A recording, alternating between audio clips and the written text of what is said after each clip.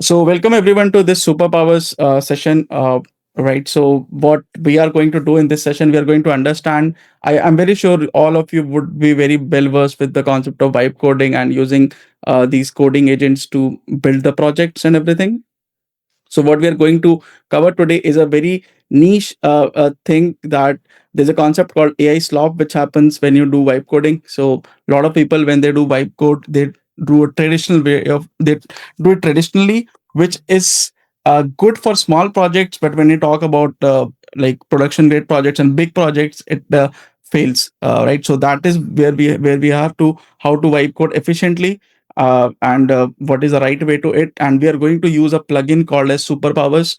So Superpowers, just let me walk you through. It's a very viral thing right now in market. If you see, it has 158,000 stars, which is really more than most of the things. So it now there are a lot of tools outside there like Superpowers. If you check, right now we are living in the era of spec driven development. So there are a lot of tools out there if you will check, but Superpowers generally, with my experience, I have seen it is the best one out there. So and now the good part is that you can modify it as well. But what we're going to see is the traditional way of using it. So we will have a vanilla Claude Code session. We will see if we give a project to it, how does it handle, and what happens if we actually introduce superpowers to it. Okay, so let's start the discussion.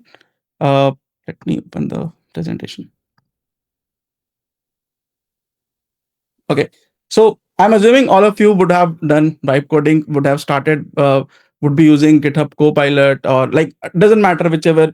If you're an engineer, if you are someone else, anyone who has never used GitHub Copilot or any kind of coding agent.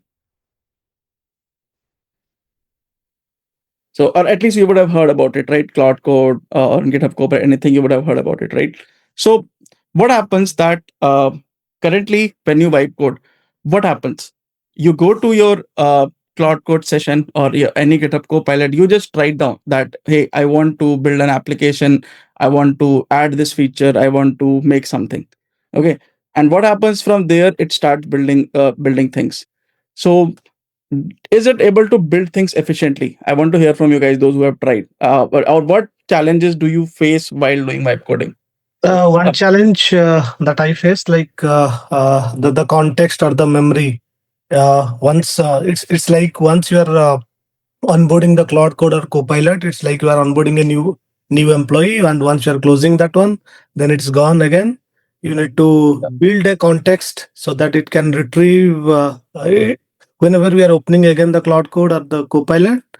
CLI, I'm talking about the CLI, so that Yep, we yep. can get the context and start working on that. Yeah, that Yeah, problem. so one big problem is the context, as you mentioned. When you chart in a single session, what happens that you suppose you're talking a very big project, which is front end, back end, and hundreds of features in that, right? And let's say there are Yes. 500 files. You Yes. cannot like build such a project in just one vibe coding session, right? It will require multiple things so that you can carry on your results to that. So that is one problem good that you spoke about. Anything else that you guys faced? Any other drawback you faced while vibe coding? Anyone? Sometimes it is capable of fixing the errors, but at the same time, what I've seen is while if I'm looking for some functionality, it misses out. As in functionality, as in? Suppose if I'm trying to add re-ranking, so it is not able to do it properly. In the sense, it is adding the code, but it is not able to give me the Yeah. functional output, Yeah, like how exactly. the So arrangement should be. what happens currently that you will say that, okay, I want to build a RAG application with let's say retriever, re-ranker. You will say, and it will build something. But are you confident about that code?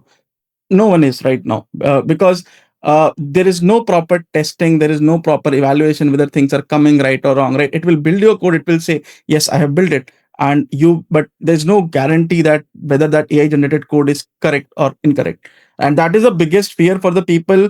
And when you have to convince people that, okay, I built this using AI, so the first thing that come to mind that, okay, this code might break because it is built using AI.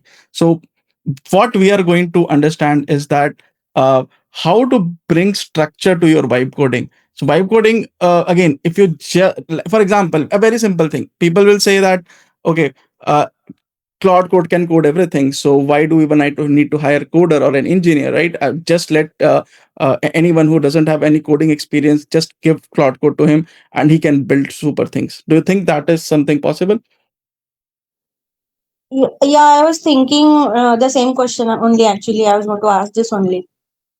So that is something not, so if you ask from people who have not, who don't know technical things, who have not themselves built software solutions earlier, they will say that, yeah, I mean, AI is here, give Claude Code everything, and you will, it can do everything. You will see enormous videos, YouTube, Instagram reels, that people claiming this, oh my god, the engineers jobs are gone and everything like that, right? So but this is what you need to understand. People who have vibe coded, they know the drawback of vibe coding is that any application, be if you are building a new application, which we call a greenfield application, or you are editing a brownfield application, there are tons of context present in that code, which if breaks, point is not about building something. Okay, if you are just talking about launching me a fancy UI which anyone can see, I can put on my LinkedIn, yes, anyone can do that today. That is not the thing. But talking about shipping engineering solution, engineering products, right, that is something you need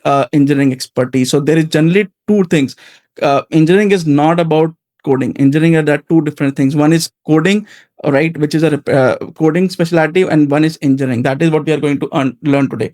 And this is what this concept of spec driven coding brings in. So now coming to the PPT. So what happens generally, that you type a prompt, right? What will happen? Your session will start coding immediately, and it will skip, it will never verify anything. It might verify, I'm not saying it doesn't verify. It says that it is verifying, but you do not know what is going in the backend. It is a black box for you. It will say, these are the plans I have created, and it will keep on checking that, but you do not know what exactly is happening. And if you don't know those things, that of what is happening in the backend, you might ship a product, but you will not be confident about it. Okay, so that is the biggest problem with vibe coding these days, right? So like and another next thing what I want to speak is, now there are so many solutions out there, like Claude Code is there, GitHub Copilot is there, and so many things are there. How do you now if companies like, for example, let's say I'm a student, I cannot spend money on Cloud. Cloud Code subscription is how much? 20,000 rupees a month, right? I cannot afford that, right? Even companies also, let me tell you, do not give Cloud Code access to everyone. But there are so many these tools available. How can I bring a structure that the output of Cloud Code, GitHub Code, anything is eventually same? Like, can I bring a wrapper around these, so that doesn't matter what I'm inputting, what platform I'm using, my output is always structured and it's the same. This is what everything is, this is what people are thriving for, because companies don't want to unnecessarily spend money on Cloud Code just because it is trending. So a lot of research goes, like I was a part of research in my company where we did that.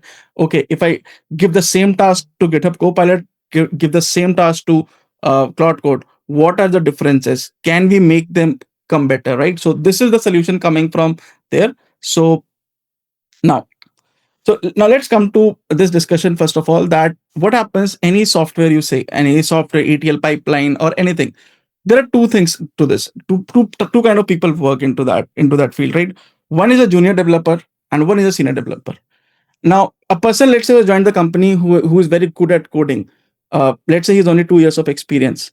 He's not paid as well as someone who is, let's say, 10, 12 years of experience, a senior engineer in the company. And a senior engineer might not be that good at coding. A senior engineering man might not be that good at coding, but still he gets paid higher than the junior ones. What is the reason for that? What do you think? Because he understands the entire ecosystem, like what goes wrong. They know if it thinks where exactly things will fail by experience. Exactly. So point is that, again, I'm not saying coding is, you do not have to learn coding. What I'm trying to say is that there are two things. Hard work is one thing, right, which you do coding, right? But the main thing, the main whether an application perform good or not becomes those decisions that you take while building applications, right? They are responsible for that. A CEO in a company, right? He does not do coding, he does not do talk to clients per day. What does he do? He takes decisions which make company better, and that's why they are paid higher. So this is what you need to understand, that in any software there are two things. One is those engineering decisions, and second is a coding part. So for a thing like this, coding is something a junior dev can also do. If he is very good at coding, he can code everything. But what a junior developer will be missing in his thoughts? What do you think? How to scale the applications? Scale the applications. What else? Making Sorry? security aspects of a project, Security aspects. Okay. What else? missing the overall context. Converting a business problem into a solution. Okay. What else? Was an error taxonomy of where things might go wrong. Yeah. Let's say you're sitting. Guys, it's echoing. Please mute yourself if you're not speaking. Okay. So, think like this. Let's say you have an app in company in production, right? It goes off in the night at 2 a.m., right? Now, at this point, even a junior engineer who has not faced those situations will panic, right? And there comes the experience of a senior engineer, senior developer, senior engineering manager, that, hey, I know I have faced this thing. I know what aspects are there, what thing might be breaking this, right? So they know those particular things. And this is the difference. And this is the, so earlier what used to happen that, okay, there used to be a like flow that, okay, for first 2-3 years you'll work as a junior, then you will become mid senior, then you'll become senior, and by the year time you reach 10-12 years of experience, then you will be the senior engineer. But now this, because of this Claude Code and agentic coding, right, this the whole platform is changing totally. Any person, any developer who is on the team, right, what is expected from you guys is that it's not the coding part. Coding AI will do, right, today or tomorrow, depending on your company. Like some companies are adopting it right now, some companies will eventually do it later, but the fact is that coding is something commoditized. AI can do completely. 90% of it is already being done by AI, rest 10 also will pick up. So point comes, where, how do you create value for yourself? The value that you have to create is understanding the engineering aspects of anything, and these are two different things. Coding something is not engineering. Okay, and engineering involves a lot of things. It's not only system design, it's not only like any particular knowing any particular package, how does it perform. It's about the whole application, that if it fails, where to go, what are the potential failure reasons, right, and how to scale it, and how to add more feature. If I add this, what will be the blast radius of the like, there are tons of concepts there, which of course AI is there, but companies can never rely on AI for that, because that particular software, we have SMEs who know about that, right? And that is what you have to become, that even if you're an engineer, you need to understand the software from a like top view, everything, so that you can vibe code better. And how can you be better than a person? Let's say there's a person who is just starting vibe coding. Your result should be better than him, right? So the input that you give to Claude Code should be better than the other person. Otherwise, I mean, there's no difference between two people vibe coding a solution. So that is it. That what does this spec-driven development, or the superpower that we are going to talk about, is going to, you will be the person who will be like master, and AI will be coding for you. But there will be different checkpoints at where you have to review how things are going. Let's say, is the plan good, is the coding good, like all those things are something that you will be reviewing, and that review needs to be very thorough. It cannot be that, okay, this is like, I just saw it's good, I just approve that, because that decision will lie to will basically like lie to you. So having the ability to see back and front end of the application, and see what parameters are good, what are not good, like those things are something you need to scale forward. Okay, so now coming about this superpowers, as I mentioned, that superpowers is an external, is a tool, a plugin that you can integrate to Claude Code. It's officially on Claude Code. Like if you go to Claude Code website, it is officially there. So that's why I mentioned there are a lot of plugins out there, but superpower is something, it braces thing like very, like it gives like really that push to your results if you follow it.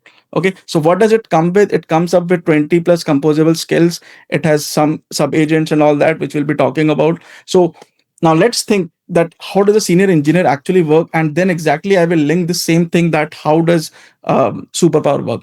So first of all, let us say you're going to build an application. Okay, uh, you let's say want to build a fast API application which will do this, like which will create a CRUD operation in a SQL database and handles authentication and all those things, right?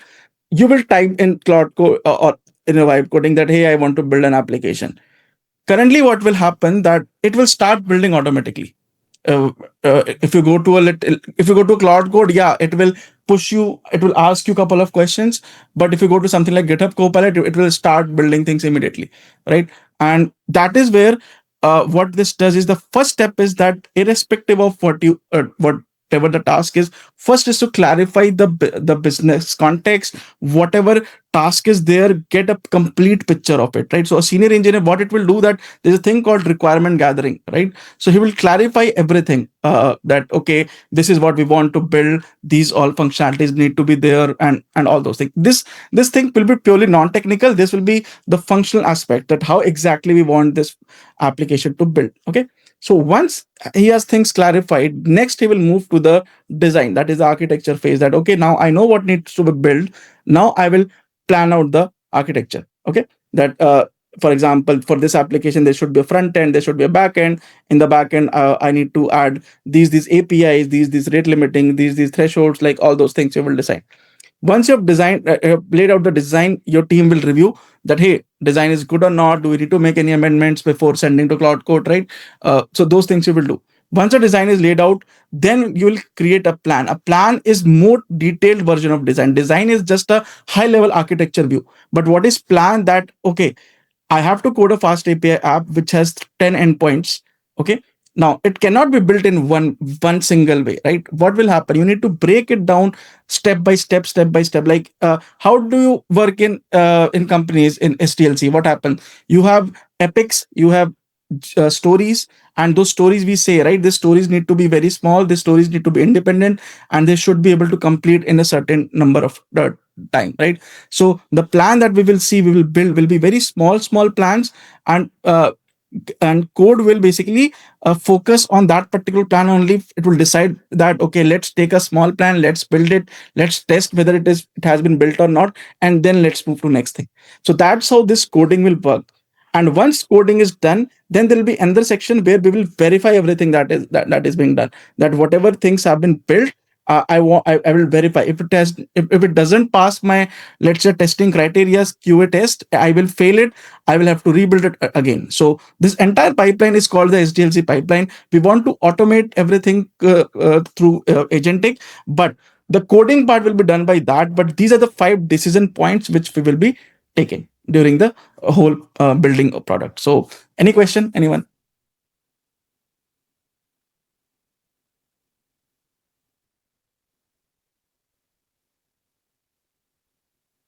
Okay, so if you don't have any question, let's move forward. So now let's talk about what does this particular thing, what does superpower do exactly? Okay, so now superpowers is basically an external tool.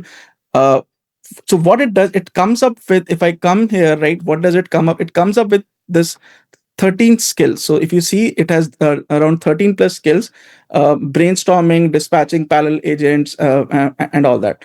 So what happens that, let's say when I give a task to, for example, let's come down here.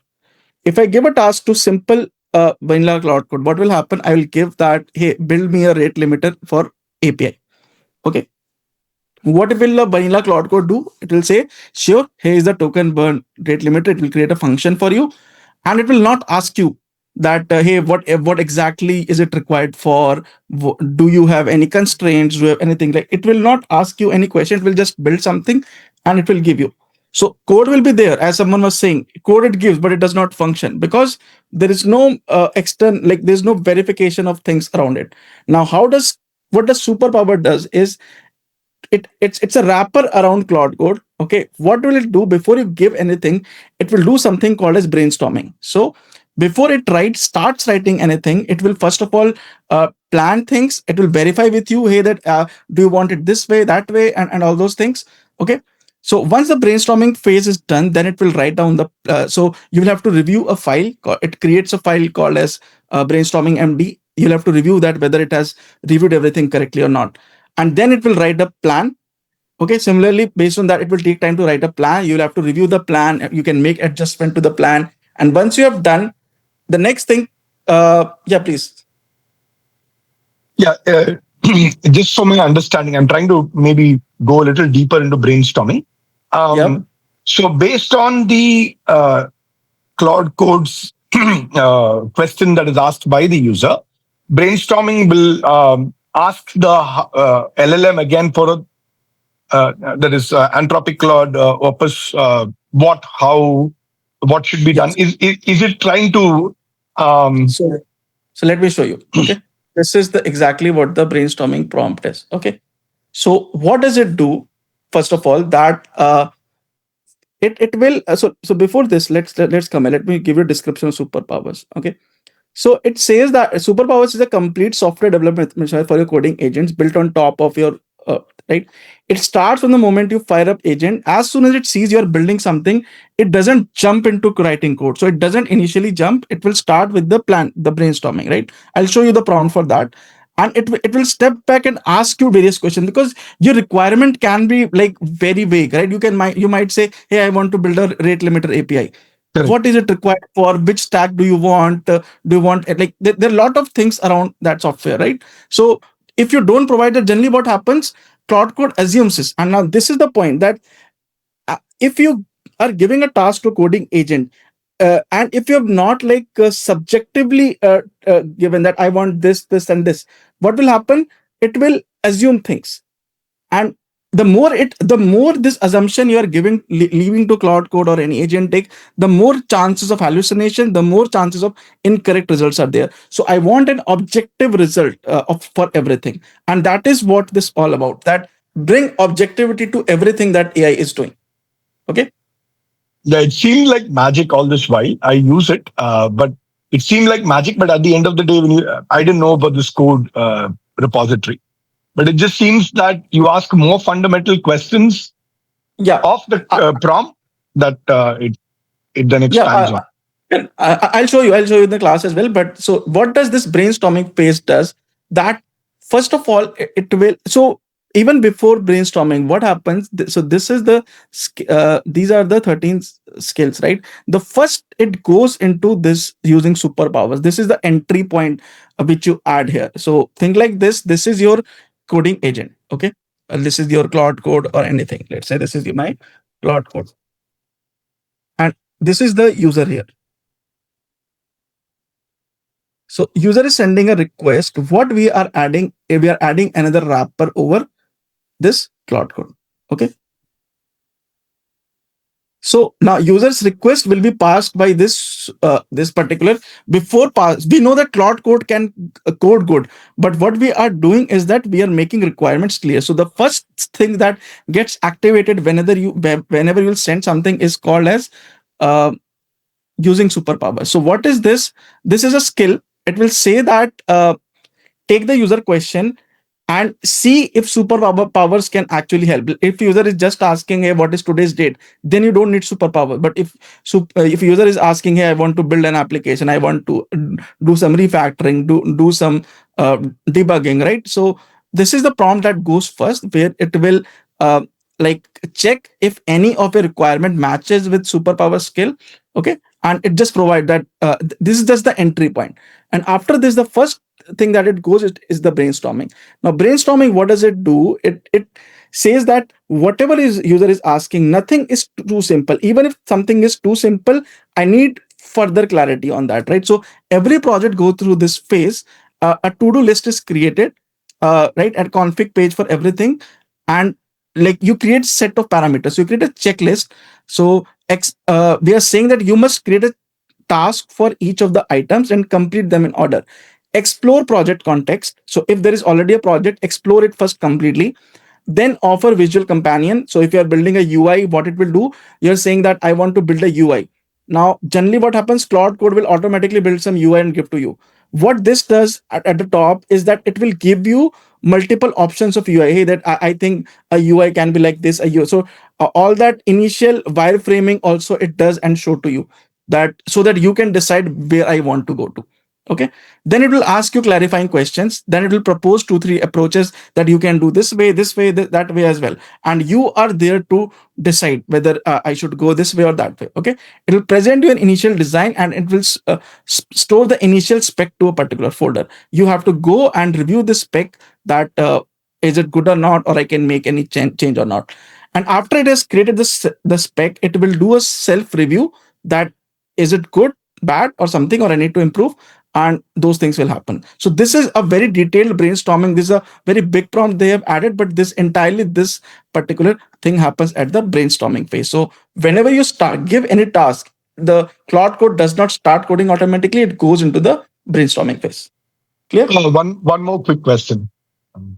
The skills.md and other MD files, right?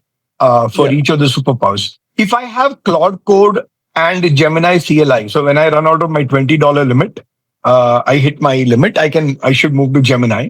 And then I want to go back to Claude. The skills.md and all those will be the same, right? As in skill.md remains same. So when we will study also Claude MD. Claude MD is different. So like some prefer agent.md, some say Claude.md, but this skill.md will remain same. So what will happen? I'll show you in your project folder, a .claude.codex folder will be created. Inside that, a skill folder will be created. So this skill will be same everywhere. Okay. So as I mentioned, like what will eventually happen when you will install it, right? So let me show you if I can. So let me show you this. Okay, so what happens that when you will install, right? So I have this, I'll get this .claude folder. Inside this, I'll go to plugins, cache, superpowers. Okay, so this is where these skills will be downloaded. So all those skills that you're showing, they'll be downloaded in my system. Okay. So it doesn't matter, you use Claude Code, you use Codex. For Claude Code, it will come in .claude folder. For Codex, it will come into .codex folder. For GitHub Copilot, it will come into .github folder. So that thing will be, but the content inside those folders will be the same. Okay. So that is the first step. That is brainstorming. After brainstorming, what happens? The next phase that it goes through is called as planning design. So it will come to here, writing plans. So this is another skill, writing plan. What will it do? That lay out the complete detailed plan of everything, check the scope of the project, check every file structure that you want, and break things. I have one question. After we install the super plugins, we are not supposed to alter the skill.md of these different phases that is programmed. Ideally, you can do that, but ideally you should not. You can do that, first of all. But if you want to bring customization to your skills, you can do that. But generally, I don't recommend, because see, on a point, now the first question people will ask that, okay, I can copy this prompt, I save into my system as well. These prompts are well tested across different scenarios, and that's why they have been put here, that these perform very well. Okay, so generally try not to change it unless you want to bring some customization. Okay. Yeah, I'll just add one more thing to that question. I once told Claude Code with the superpowers that do not touch this source base at this point. Anything that you have to do is above. So it gated it for me. And I think it was a superpower that intercepted it and put a gate around it. Yep. So you can edit, as I said, but don't edit it, because if you want results to be the way superpower is saying, you have to trust their functionality. Okay. So like they have given this prompt, I can also create my version of prompt, but my version of prompt might not work well because I have not tested it in various scenarios, right? There's a reason this GitHub repository has 150K stars, because why people are following it, because it's well structured. It has been tested over different scenarios and it works. So what does it do for creating plan? That, for example, let's say you, as I mentioned, you say I want to build a a I want to build an agentic application, right? Now it will not go and start building an agent from the first go. It will break things into very bite. So this is called bite-sized task. So for everything, it will write a failing test. It will run it to make sure the test fails. So this is called a test-driven development. That what happens, generally we write a code, and then after the code we write down the test, right? What does this do? It says that first write the test, what eventually you want to pass. That I want that a user should come, he should be able to click login, a JWT should be passed, and based on that he should be able to access the document. So first create a function, a testing function for this. Initially it will fail. Now write down the code which actually passes this. So that's what it, again, you won't need to do all this. All thing will happen in the backend. You will just need to install plugin and start vibe coding. I'm just explaining all this to explain you what is happening in the backend. Why does it work so well? So it splits your things into, if you remember those who attended the Ralph loop session, I showed you what did we used to do there. Take the task and split into very, very small tasks so that agent can code and mark things as pending and then move forward, something like that. So this will happen, right? It will create a task structure like this, that okay, to do this, I have this file, create this file, modify this file, test this file. Then for everything, I'll write proper acceptance criteria. So this is what happens. Then it will do a self-review as well to ensure things are. So what happens that it codes something, it builds a spec, and then it verifies it as well. So there's a GAN approach that it will first of all create, then verify. And if there are things missing, it will fix them. And that gives the robustness that it's not that it just created, those things are properly tested as well. So this is the writing plan. Now what will happen after this is, if I come here, it will go through a test-driven development. That's what I said, that it will not start writing the code first. It will write down the test cases first, which it needs to pass, and then it will start writing the code. So once this plan is laid out, it has said that, okay, I want to build all this. Now for the coding part, what this brings new is the sub-agent driven development. So initially what will be happening, suppose you are working in a Claude session. Okay, let's say you're working in this particular Claude session and you have consumed a lot of token, your context is there. Now you have to, suppose this plan MD file, there are 50 tasks that need to be coded, tested, and reviewed. Now if you do everything in this session, what will happen?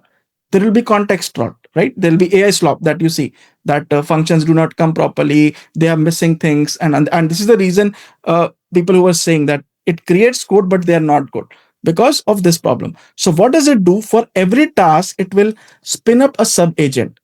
The task, so let's say my task was, let's say, I'll just break it into small tasks that create a login page. Okay,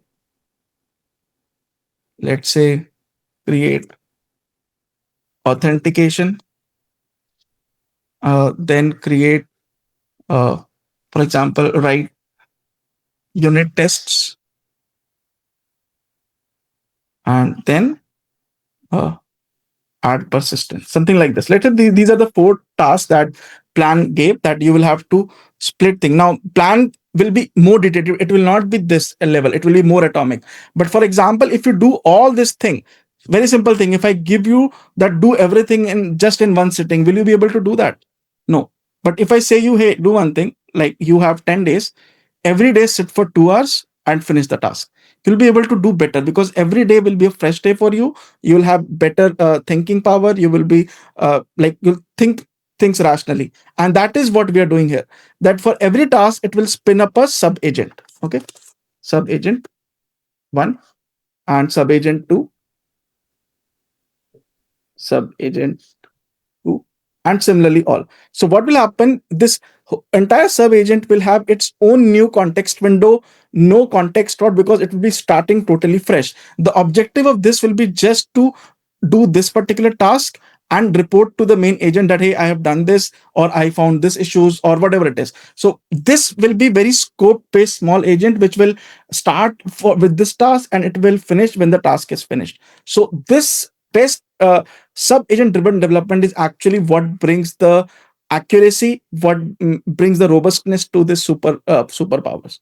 Okay, so once all the sub agents have started working, they have completed their work, there will be another thing called as verification agent. So if you come here, you will see something called as, there's an agent which is code reviewer. So once the code has been done, there is a final testing which is done by this code reviewer agent, which will test things again from a different angle. Think like this: in your company, you write the code, then you show to your senior, then that senior, there's another senior who will verify it, and then there's another person who will verify. So if you're going through 4 level of verification, there is very strong possibility of like filtering out all the noise, and the code will be entirely correct. So these are the 2 things: test driven development and this sub agent driven development, and this verification before collection, right? This is something that makes it very robust, this particular framework. So this is all about the theory. I mean, I'll just walk you through a couple of more slides,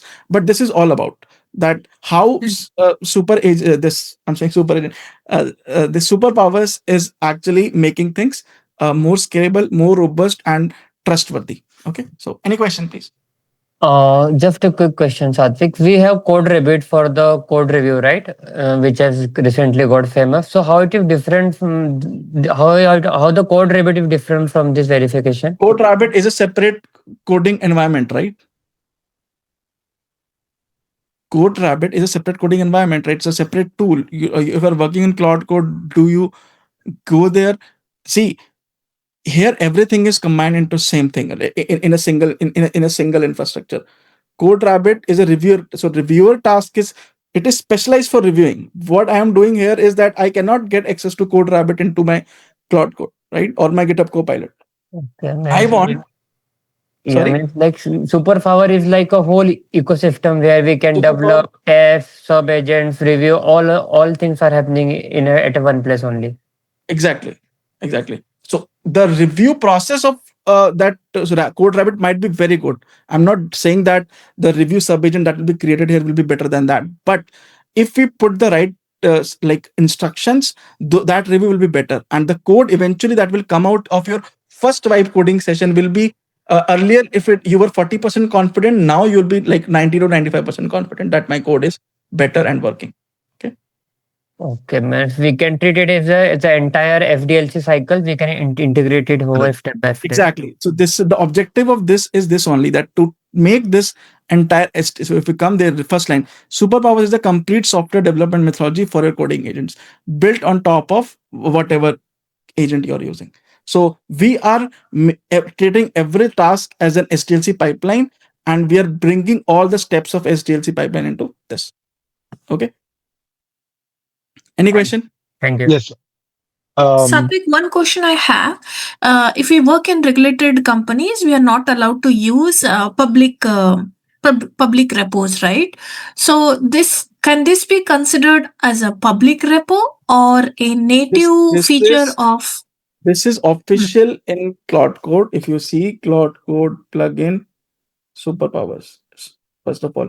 And public repo you don't use. So if you see, this is officially in Claude Code. It's not right. So they themselves recommend this.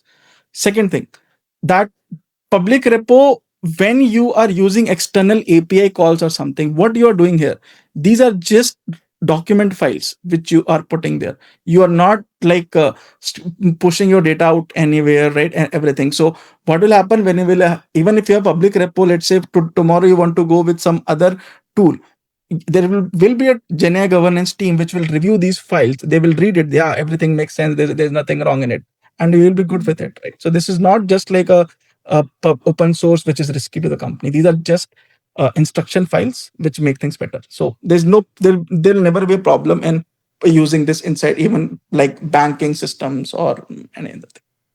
Yeah, actually, you should take it up as a thing to make your company adopt it. Because I mean, I can't code without just telling them.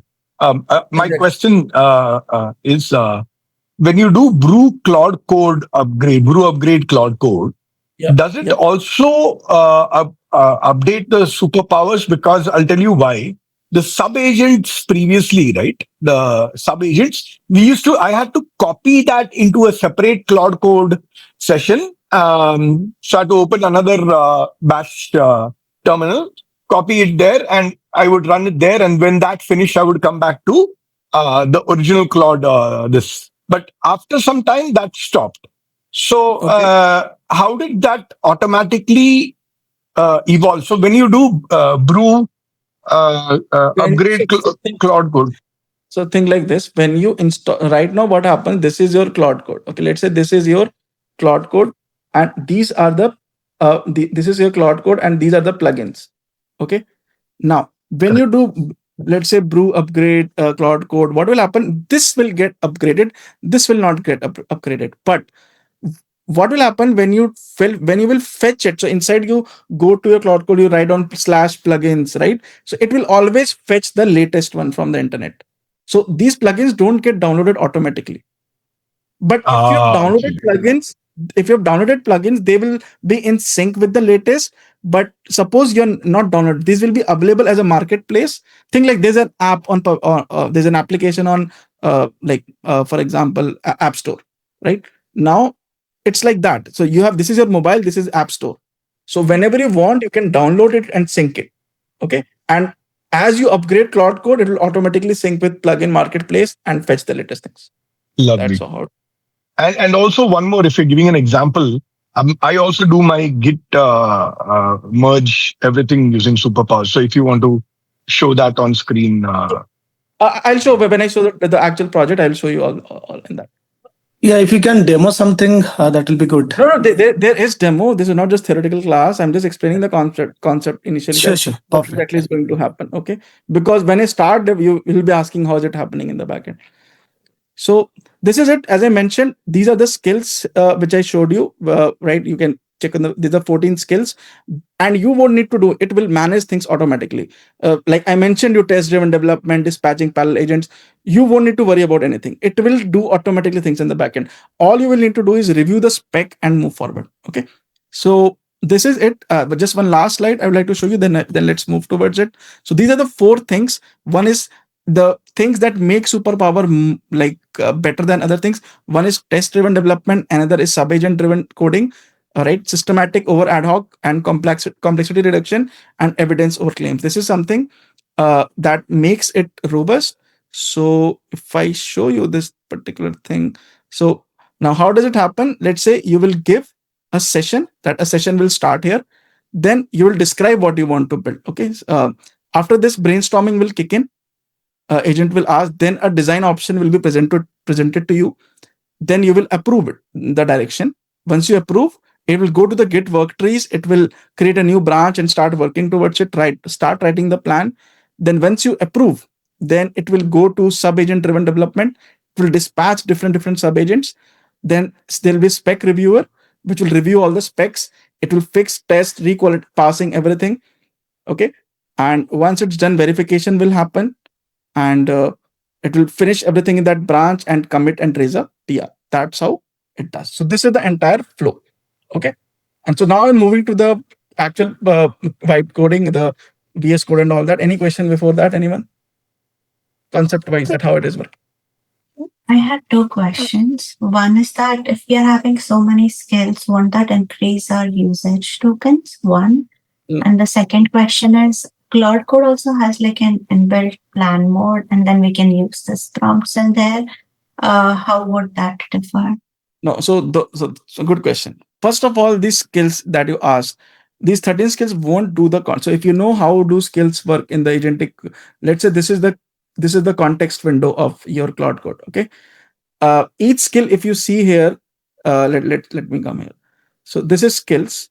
Let's say this is brainstorming. Now this is a very big file.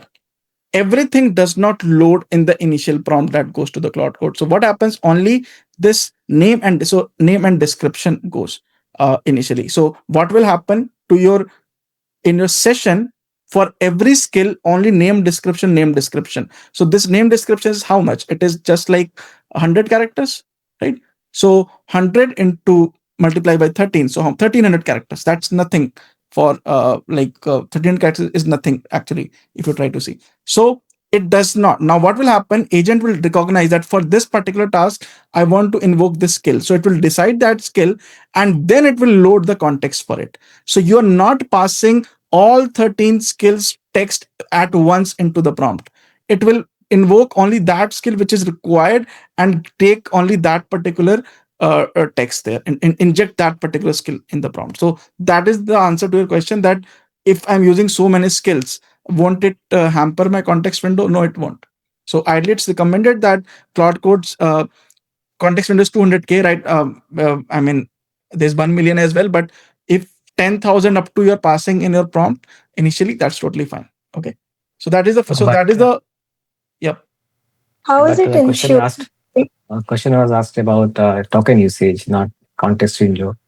So eventually, if we sum it up all the skills context that go into the LLM, at the end of the day, the total usage token will increase, right?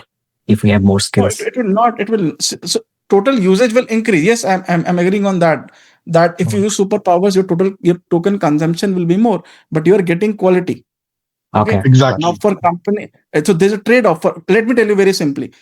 For a company, a $10,000 bill is nothing. Okay. If you they eventually have to, for example, if I talk about in US, they have to hire someone at least for 100K, right? And a basic engineer salary is 100 to 120K. And if you're using in Claude, suppose you're sending 20,000 extra prompts, the cost that comes out of it is nothing in terms of the value that it is providing. Okay. So for enterprises, the quality matters more rather than they can think like this. Instead of putting a lot of investment, they can invest into tokens and get better results. Otherwise, the code is not correct, then they will have to hire someone to review it, hire someone else to test it, right? That itself is a bigger cost. So comparatively, things are better.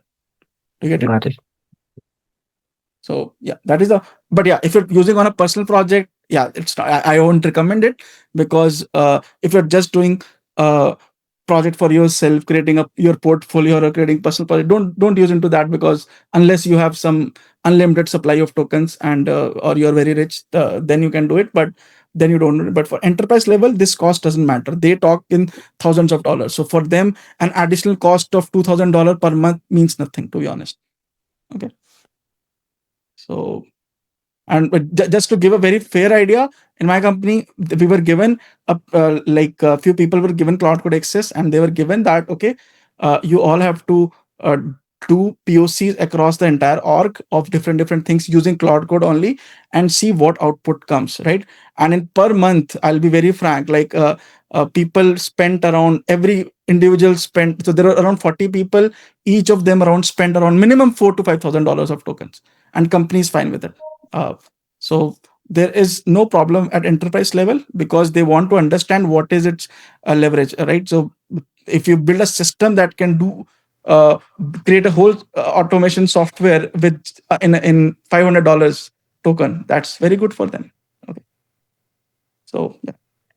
Any other question? Anyone, please? Yes. Am I audible? Yeah, please. Yeah. So someone asked just before this, where you told that it's not taking all the context, like all the skills at once.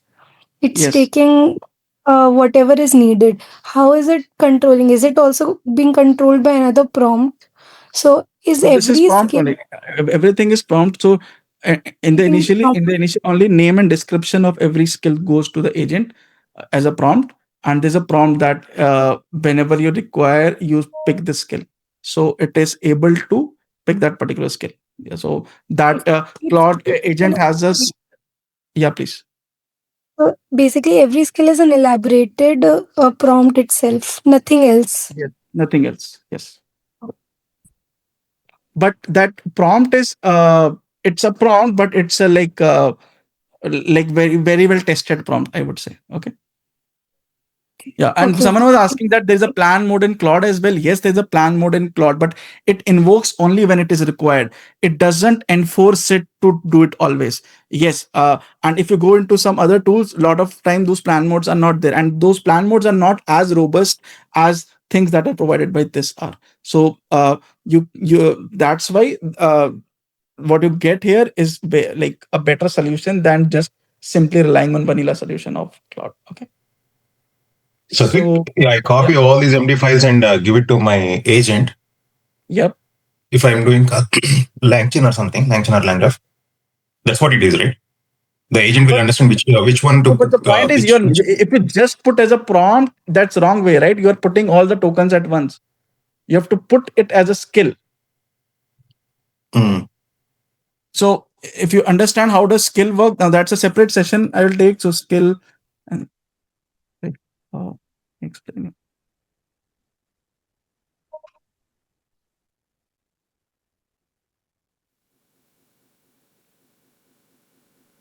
I'm sorry, if I could paraphrase, the last two questions seem to be like, is there an AI agent orchestrator that invokes the brainstorm or the plan or yada, yada, yada? Is that? Yeah. So just try to see this particular page. Okay. Let me explain it. So this is how Claude Code works. Okay. What will happen that this is your initial template. Okay. Sorry, this one. So you will have a system prompt which will go initially with it. You will have these skills, whichever you have attached. Let's say you have BigQuery, document, PPT, every skill will be go. So, but not entire skill description will go. Only its name and description. Okay. And suppose you have also added some MCP server. So those MCP server tool description. So all this will always go as a context to, so this all becomes entire system message kind of. Okay. Now agent will decide that, and it will prioritize that if for any task it requires any skill, it will go and suppose it says that I want brainstorming skill. So it will go to brainstorming skill, follow whatever it has done, it will inject into the prompt and then start doing it. Okay. So what is this is called progression based discovery, that you are not loading entire prompt at once in it. It discovers what it needs and then it fetches that. Okay. Do you get it? Which means all the prompts in those files are indexed. Yeah, all those prompts are indexed. So only this YML formatted, that the top part goes as by default. Rest it only invokes when it needs it. Guys, please mute if you are not speaking. I have to mute. Okay. Is it clear? Any question? Anyone? Again, this class is separate. How does? Please mute yourself. So again, this explaining how all skills work, this is a separate session that I will take. But for now, just understand that this is like not everything goes into prompt at once. Okay. It's a progression based discovery that it does based on very simple. You have a RAG application. Do you load every document into your context window? No. You take the question, based on the question, you find relevant document and you load only that. So this is kind of that part only. Okay.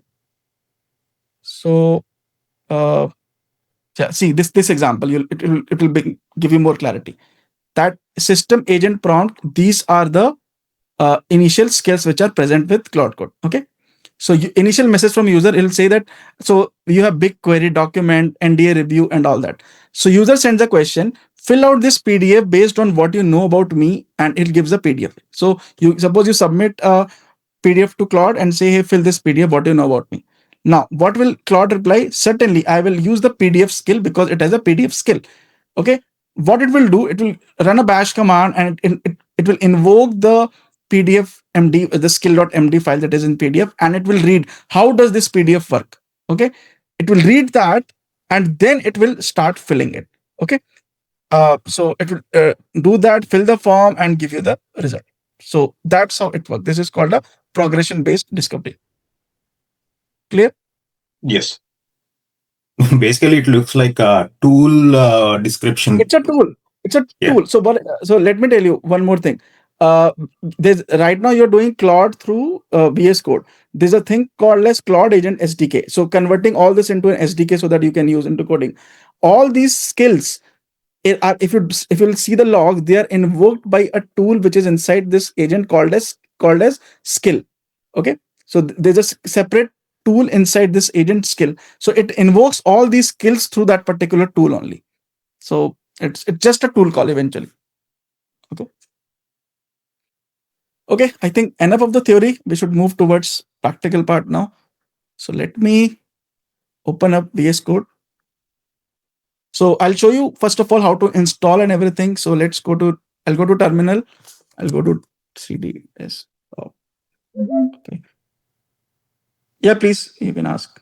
Yeah, can we use this? Can we install this plugin in the existing repo, which has already like cloud.md configured? You can install anywhere. You can install an existing, you can start anything with new. So the process is same. Okay. So let me open this. Desktop.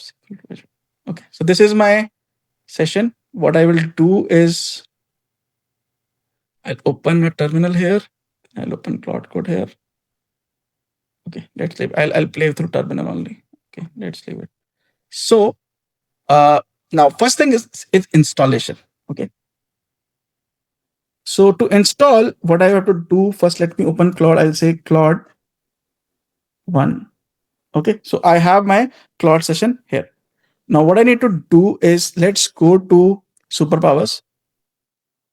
I need to add a plugin. So if you see the command here, if you'll come in installation, I want to Claude Codes official. So this is I need to go to plugin. First of all, add this Superpowers from the marketplace. So you have to just copy this command and run it there. I'll just show you how does it work. So I'll do /plugin. Okay. So /plugins. And here I will see this Superpowers is already there. Okay. I can go to marketplace. I can search as well. Right. So simply go here, just press a space bar and you will get Superpowers and just press enter. Now it will ask you a few things. It will ask, do you want to install for this particular user on the system or for all the collaborators, only for this particular repo or homepage or whatever. Let's say I just want only for this particular repo. Sorry, install for, let's say everything. Okay. And I'll just press enter. So it installed Superpowers for me. That's it. And everything is ready. I just need to run command reload plugins. So what it will happen, it will just reload everything. Okay. So it will say 2 plugins, 3 skills, 6 agents. So now things are here. Now I have to test whether those plugins are coming. So what I can do, this is I will do some simply /brainstorm. If I see this /brainstorming is coming, this is Superpower skill. You must use this before any creative work and all that, right? And similarly, Superpower Brainstorm and all those other skills have arrived. And we can see that as well, as I showed you, that you can simply go here. Sorry, not notes. I can go to terminal, just open dot. And because I've used earlier as well, it's cached, but so go to .claude and you go to this plugins. You go to marketplaces, then you go to Superpowers, and then, sorry, I need to go cache plugins official Superpowers 5.07, and these skills are here now. So brainstorming, all these skills which are present on the GitHub now are in my system.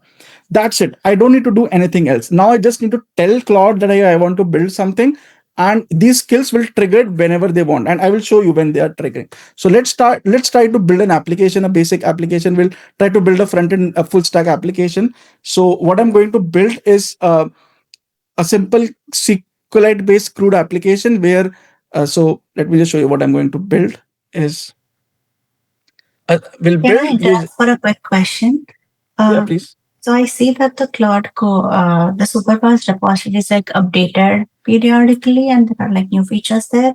Will this plugin automatically sync, or we'll have to force update it? You'll have to sync it. You'll have to sync it. I see. Oh, thanks.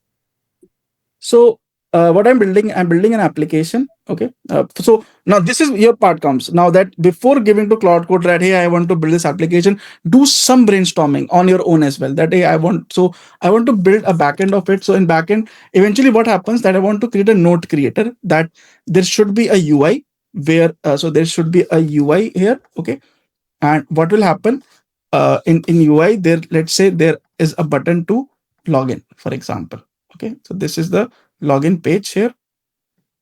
Now, so what will happen? A user will enter his email ID and password. Okay, so let's say he will just enter his email ID and password.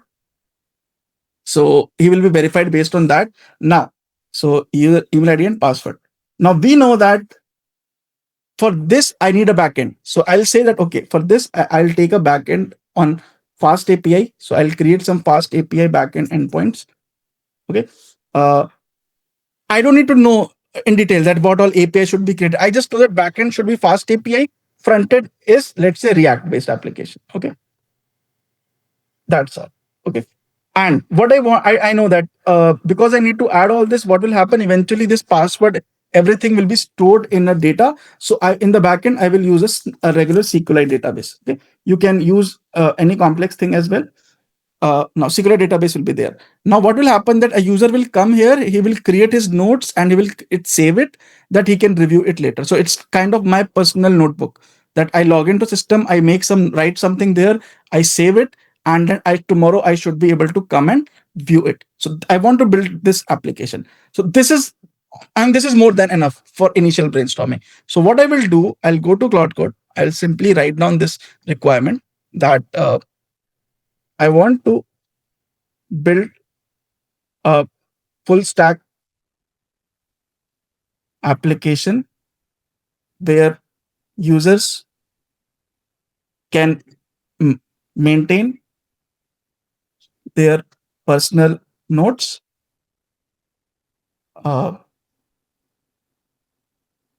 and use them in future to review. Okay.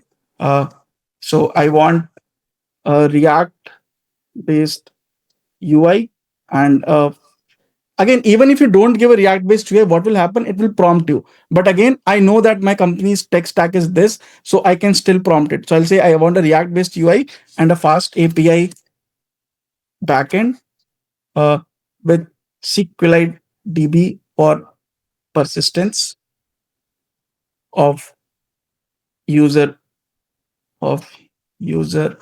data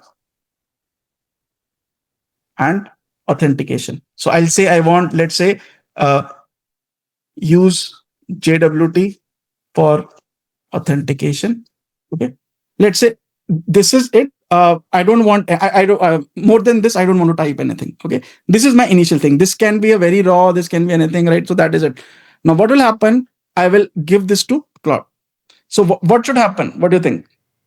What thing should trigger first? And keep looking at all these terminals, guys, right? Because that is important to understand how it is working. So let's say I enter. What should happen now? It should first kick off brainstorm skill. So let's do things parallelly. Okay, let me create a new window. Okay, I'll try to show you a little bit two things parallelly, that how they are working. So you mean vanilla Claude Code and Claude Code with yeah, parallel vanilla Claude Code and this one. I want to show you both things parallelly so that we see how it is working. I just want to see how they start performing differently. Then we will switch to the main one properly. Okay, so let's do one thing. You can turn off the superpowers also. You can turn off the superpowers also. Yes, you can turn off. I think you have to just like off the plugin. That's all. So, or you can remove it from cache on you. Yeah, that is possible. So let me create a directory vanilla. Okay. So let's open it. Okay. So this is my Claude Code here. What I will do, I will just keep it here. And let me have this one as well. Okay. So let me open Claude here. Okay, it is here and I have something here. So what I will do, I'll just copy the entire thing and paste here as well. Okay, so I pasted here as well and I pasted here as well. So let's see the difference in approach that both things follow. I hope this is visible to you guys, right? Both of them. Satvik, did you write vanilla that step also right now? To Vanilla is ensure this it's one. No, I didn't write vanilla. Vanilla is just a standard name. There's nothing to do with vanilla, right? It is vanilla means like baseline. Did you write that down like in the terminal? Did you give any command for that? Where? So it was written vanilla %Claude. Where is it In your? written? I saw it, but now I'm not able to see. Can you scroll up? That's it. There's no scrolling up here. I think in the prompt, it's like it's summarized to pasted 1 line plus 3 lines. Yeah, so this is what I pasted from here. This vanilla is just showing me the folder which I am in. Vanilla is not official term. Vanilla is just like saying that a baseline approach. So I created this folder as vanilla, and this is the superpowers. Okay. So I'll press enter to both. If you can expand that icon, then it will show the whole prompt in the left side. Pasted in the prompt itself. Just expand it. Yeah. Okay. This one, then you'll see the whole prompt. No, it's the same. I don't think it is okay. showing. But it's the same prompt I've copied from Why here. we need to expand? It's there on the right. It's literally the same. Yeah, it's the same. I just copied it and just pasted it here. Okay, so I'm giving. So what I'm trying to show, I'm giving same input to both of them. Okay, let's see how they perform. Okay, what decisions they make. Right. So I'll just enter this, and I will put enter here as well. Okay.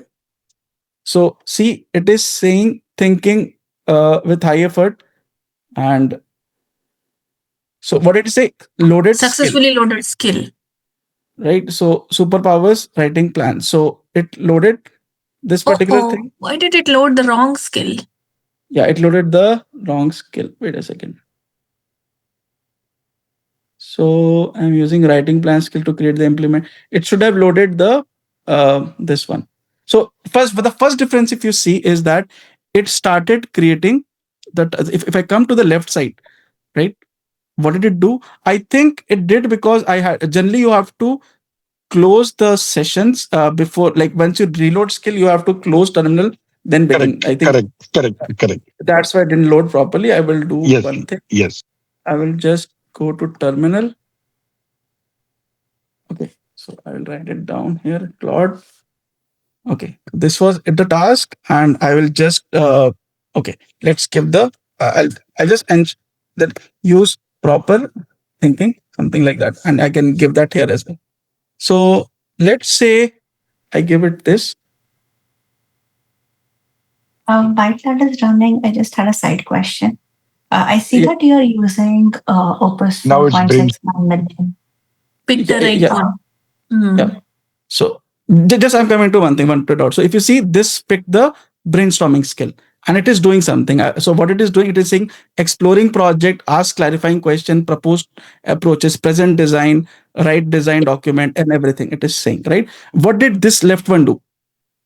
It said, let me check the current directory, and it said that okay, I'll set up FastAPI backend with SQLite and set up React. So it just initially created everything as 3 to 4 steps, the entire application. Okay, so I'll just approve it for now. Yeah, please. Someone was asking something. I was just asking, I see that you're using Opus model with 1 million context. Have you found out them to be better than Sonnet? Yeah, Opus is much better for thinking. It is way better than Sonnet. Sonnet is good for coding, but Opus is better overall. Like there's no comparison between Sonnet and it.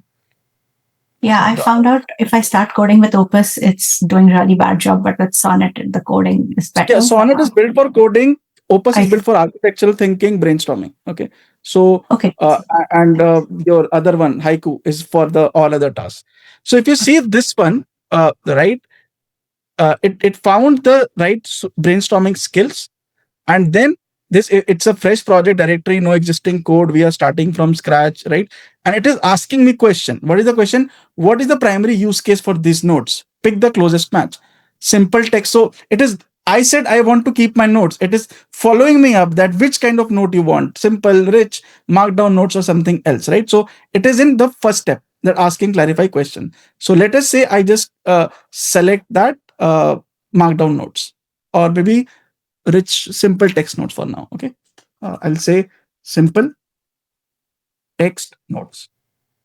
Simple text notes in a markdown editor, something like this.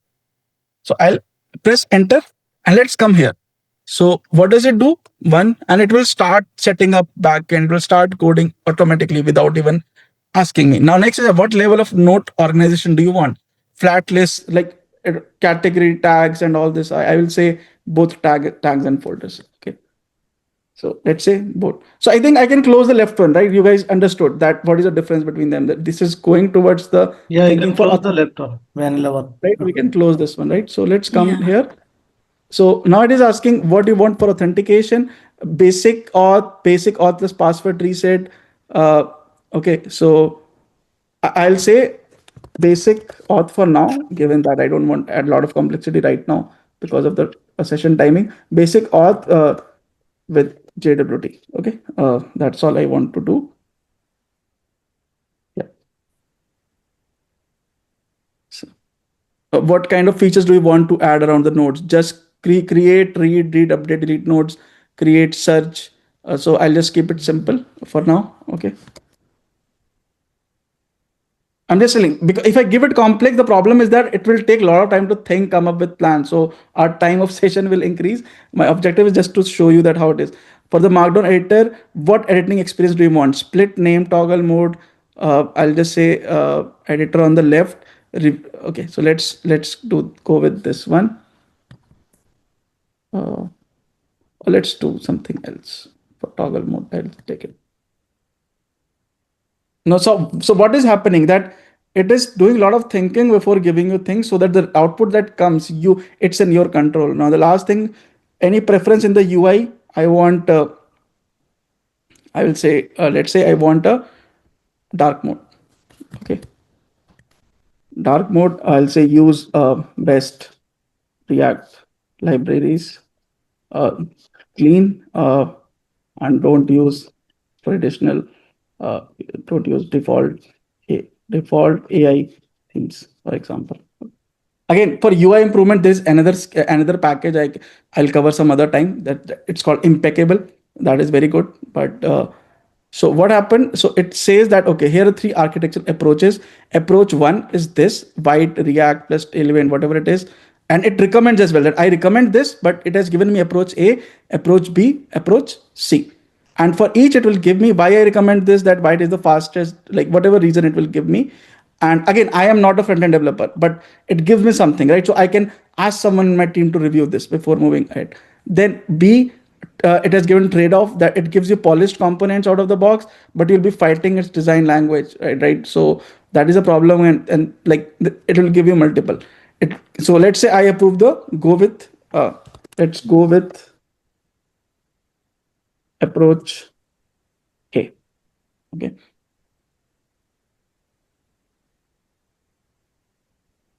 So now it is presenting me design. All this it will store in a Markdown. It is right now just only verifying things with me that this is the architecture, backend, app, front end, this, and so okay. I'll say looks right. Add a folder for testing as well using PyTest. So this is the edit that you will. So don't by default accept everything. You have to review properly because it gave me a backend front end, but it didn't give me any testing folder. So I want testing folder as well, right? So using PyTest for unit testing, something like this. For unit testing, integration testing. So the superpowers did not automatically do test-driven development and create a test folder. It does. It will see right now. So what will happen? It gave me We this. didn't reach that stage yet. Yeah, it gave me this spec. Superpowers will run another review part where it will find, hey, that this is there, but test is not there, so it will automatically. Right. But I am just showing you that we do not have to accept everything that it gives. We have to put our brain as well. That hey, something is missing. If you find it initially, don't rely on agent to fix it. Just you yourself suggested that it looks right. So but these files are all empty, right? It's just created entities. If you open them, they'll hardly have anything, I think. Right now, no, it will have once. So let's start building. Right now, it is just discussing with me. It has not created yet. Okay. Okay. So so it's a good call, updated structure with testing, whatever it is, right? So now, Sorry to interrupt, but in TDD, actually, what happens is we have done the TDD approach earlier.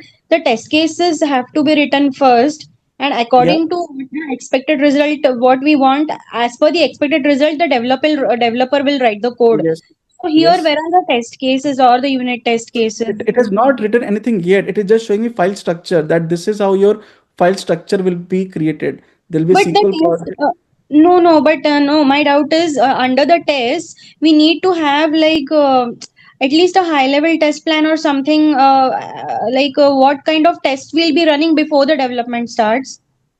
So that I don't know. you have to provide. Right now it is giving you a folder structure, nothing more than that. That this will be you'll have backend folder, you'll have a front end folder, you'll have a testing folder. So that test event, it will do it automatically, or you can recommend it as well, that I want these kind of tests. Right now Uh, it is just showing this. okay, so after this, this part, then maybe the TDD part will start and it will This is, create. yeah, right now TDD has not started. This is just Uh, brainstorming phase. Skeleton. This yeah, is a skeleton being formed. Skeleton right now, yeah, that we will reach in the planning mode. Right now we are not in planning, we are just brainstorming right now. Just like before starting project, we all sit together that hey, what all should exist there, right? So I'm just So, approving it. so this alone would have taken, say, even 5 years ago, would have taken 1 week. Easily. And now it's Generally what happening within happens seconds. Yeah. within And I mean, and seconds. people shouldn't complain about tokens and should not complain about money At for least Claude. exactly, there's no point of complaining. The quality that it gives you, the level that it takes you, right, it's significant. Like what you could build in 6 months, you can build in 2 days today. What is the impact of this to the developers? uh, That's a philosophical question. That we So can I'll be discuss very on what. honest. So it gave me a design. So see, it gave me data schema as well. This is data. I'll come to that question as well. Okay. Data models. So users will be ID, email, hash, ID, password. This is the data schema that it created. You can edit as well. That hey, this doesn't look primary key, foreign key. Everything is laid out the proper plan for me. Okay. That this all will be existing in my SQL DB. Okay, now this is where you come, that you have to think that does it make sense or not. Like as a, if you're a data analyst, right, you should be able to review this, that whether this makes sense or not, or you want more information. Right now I will just approve it, but this is where you have to spend time. Okay. uh, good. So coming to your question about developers, so think like this, that this doesn't mean that developers jobs are going or something, right? Companies are spending, are making sure that whatever output we are getting is right, and they can invest in more and more projects. That's how things are moving forward. So it gave me API design now, that okay, for auth endpoint there's a register, there's a login, there's a refresh, and for backend there is get, post nodes, post nodes, and all this detail, and there are folder endpoints, tag endpoints, everything it gave me. Okay, so I need to have a good API design mindset, and this is where your system design concepts come in. Like in a lot of interviews, what happens, I think I've told this earlier as well, a lot of interviews I've given, they tell me that okay, this is, you have to build a ticket master and you have to design an API system for this. So you should know where to use post, where to use this, what will be the payload look like, right? Those are the things that you should be reviewing initially. Okay, that why this post, will it have any drawback? And so this is where your speciality you need to experience you need to develop, that reviewing these specs and identifying flaws in them, coming up with telling that hey, this doesn't sound good to me, I think we should go it this way. Okay, so I'll just approve it for now. Okay, so now it will ask me that how does dashboard look? It's a dashboard, is single page layout with 3 panels. It gave me something. Okay, and key UI decisions and everything, that I can make code mirror, React Markdown, everything I can do. But yes, it looks good to me. Let's move forward. So the problem is that it takes some time. It's not like vanilla Cloud Code, you gave and it did everything. It takes time to build everything, but see, it is creating a lot of things, automatically creating diagrams, asking that user will send a request, you'll get a hash password, you'll store it, then log in, get the JWT, access token, then you will access in the backend, right? This we did in the JWT class. So it is giving you that architecture, that how I'm going to think about, and you always remain in control. That now when I approve and when the code comes, I will have confidence that yeah, these are the endpoints created. They'll be for this, and I know that what exactly is going to happen. Okay, so I think it is done with the design backend and few more things. It is giving me error handling also. It is adding. So all these things. So remember, if you give to vanilla Claude Code, it might not even ask you what error handling you want, what field validation you want to have, right? It will not give you all that. But the superpowers enforces it to give all this. Okay. So again, as I mentioned, you can have same thing in GitHub Copilot or any other thing. Testing strategy, it has given me initial level, okay, that what all you will be wanting to test in unit test, integration test. If you want to add something, as someone was mentioning, you can add all that, okay. So let's move it quickly. All designs are approved, okay. I'll approve everything. So now it will write down a design document. So what will happen in docs folder, it will create a spec for, it will create an MD file. Now see what will happen, it will create, then it will run another thing to self review. It will you have to review as well, and it will self review as well. So if it finds any issue, it will edit that and make those changes, and then I also approve. So it will test on its end, then I will test on my end, then both will like come to a single place, approve, and then only we will move forward. Okay, so let's have it. It is writing it.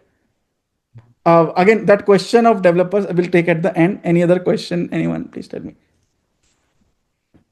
Yep. So I have a question. So we have right like in the starting, right? So I've just written like a simple prompt. It's like good to put a persona, right? Like what it should behave like and all those things. Sorry, I didn't get you. Yeah. So in the starting of this one, right? You have written a generic prompt, correct? Yep. Yep. So it's a best practice to put a persona as well, right? With that. Like, yeah, it is. It's good to, you can, the initial prompt that I give, you can give it better, right? I just only gave a 3-line prompt. You can have a little bit detailed as well. So right. Because, see, the more you give, the more subjectivity that your design will have, right? The correct. more better agent will perform, because it needs a North Star always, that where am I heading? Otherwise it will keep on. So this created this spec file, if you see, and it parallelly started the self review as well. So it reviewed, no fixes needed, because this is a basic application. But like I'll tell you, when I was working in my company, that the self review, it brought up lot of bugs that initial plan you also are not able to think about that. Okay, so it will give you all this spec plan initially. Okay, we approved everything and it created this. Now even at this stage, if you feel something, you can get review with your teammates, or right, and this is where expertise needs to be, to reviewing the system design, that is everything making sense or not. Okay, so when it happens, the whole idea is to reduce the reading time, because LLMs will spit out way more verbose, and we want to be quick. But what we can do is we can ask questions. Hey, have you handled this? Are you doing a memory copy? If you yes, ask that repeatedly, it will go through the document. Oh, I'm not doing that. So that is one thing I have found efficient, that what I care about, I ask back the plan. yes, yeah. So like initially it will ask set of things done. If later on you feel, no, I need to check this as well, did it capture this? So it will go and review. And this empty file will always remain in your GitHub, right? So that it knows, let's say I close this terminal, for example, by mistake, I close this. I have to open a new one. I won't have to do things from start. What I will say, hey, I have an initial plan ready. Can you work over it? And then it will pick the right skill and start like from there only. So it's not that I've done something, if I close terminal, everything is lost. So I'll just say, yes, the spec looks good to me.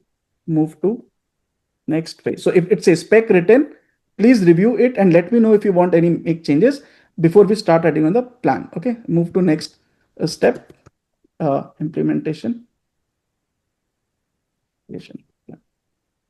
This one, yeah, please. Can you make it full screen? This terminal, it's like really tiny to read. Let me zoom in. Is this much good? Yes. Okay. Yeah, so Thank please keep a focus on this, that what it is now, what it will do, it loaded this writing plan skill. So earlier it didn't load. And that's what I was saying, that in the first go, it doesn't load everything. It only loads the descriptions. When it needs, it loads the skill, and then it will read through all the things that are written in that skill, and it will do that. Okay. So yes, please, someone raised a hand. Yeah, maybe you have answered my question just now, but my question was, if we stopped right now before transition to implementation, because till now we have been interacting with LLM only. Yep. Let's say I'm only interacting with LLM, but in enterprise I'm working in a team. Yep. So my team might not be. So this might particular, when you will do git commit, this particular thing will push to the GitHub. Okay. So Yeah. let's say you did the brainstorming part. You say, I did the brain, and I want other one to create the implementation. So you will commit this, Yeah. set this repo, other will clone and write to. So other will. So remember, when you do this Claude Code in settings, this plugin will be marked as true. So other person also need to have superpower installed in their system. Okay. So what the state is stored, like the till now user review return spec has been finished. So Yeah. is it? It stayed here, stored here, right? This is the state. Okay. Right?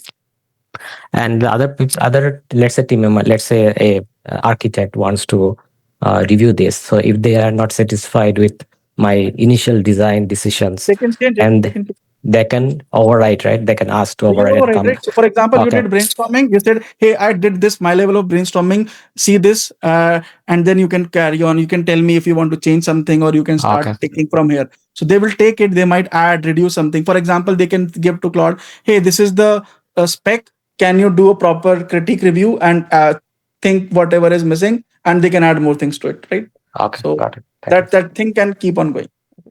Also, one more thing, I use it with GitHub, and I use the GitHub tickets. So Devashish was asking about working in a team. While the review process is what you've already answered, Sanket, but GitHub tickets, proper Kanban, everything is known by this. You can create the tickets and work on it and spread it across the team to work. Yes. So what we have done is inside my company, that we have built a ticket to PR system. Okay, that you will have a ticket. It will load it. So all these spec files will also have us tag as ticket ID. Okay, so that whenever you do commit, anyone can take it and start working on that. So that also you can do. Or let me tell you, you can add a custom skill ticket to PR, and you can write all steps there, that what all things need to be done, and just invoke that, and that will also do the job. So there are multiple ways of doing it. Yes. So it is writing the plan. Meanwhile, if anyone has question, please ask me, because it takes time. So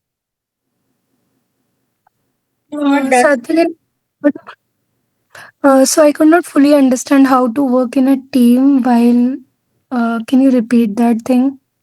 So suppose you, let's say I'm the person who is starting this project. Okay, there are 3 other people. My part is just to create a brainstorming part. What will I do? I'll do the brainstorming, everything, and all this brainstorming part is stored here, right? I'll create a git commit, I'll create a branch, and I will push to GitHub. Now other person will clone this. When he will clone this, he will get this file, right? Yes or no? Yeah. So he can start working from this. So what I did, they can so they do not have to start from scratch, and that is how things work inside teams, that you will maintain. So generally what you do, you also maintain a claude.md folder, that if let's say I am working, you are working, you are making any major decisions, right? You will update that in that md folder, so that when I do a git pull, I have the progress that you have done, and I know what major changes you have done. That is how you work in teams, that you persist all this in markdown files, and then you pass over to teams or GitHub. Is it clear? Yeah, but what if we are working simultaneously on different things? I mean, I get. How let's say I am working on one feature, or working on one feature, which are totally independent. we both will pull from the same GitHub main branch, right? A company, any project has a main default branch, right? We both will pull from that. I'll work on my feature, you'll work on your feature, then I will raise a PR, you will raise your PR, and both will be approved. If there are any merge conflicts, they will be approved and they'll be like merged with the dev branch. That's how it works in teams. Okay.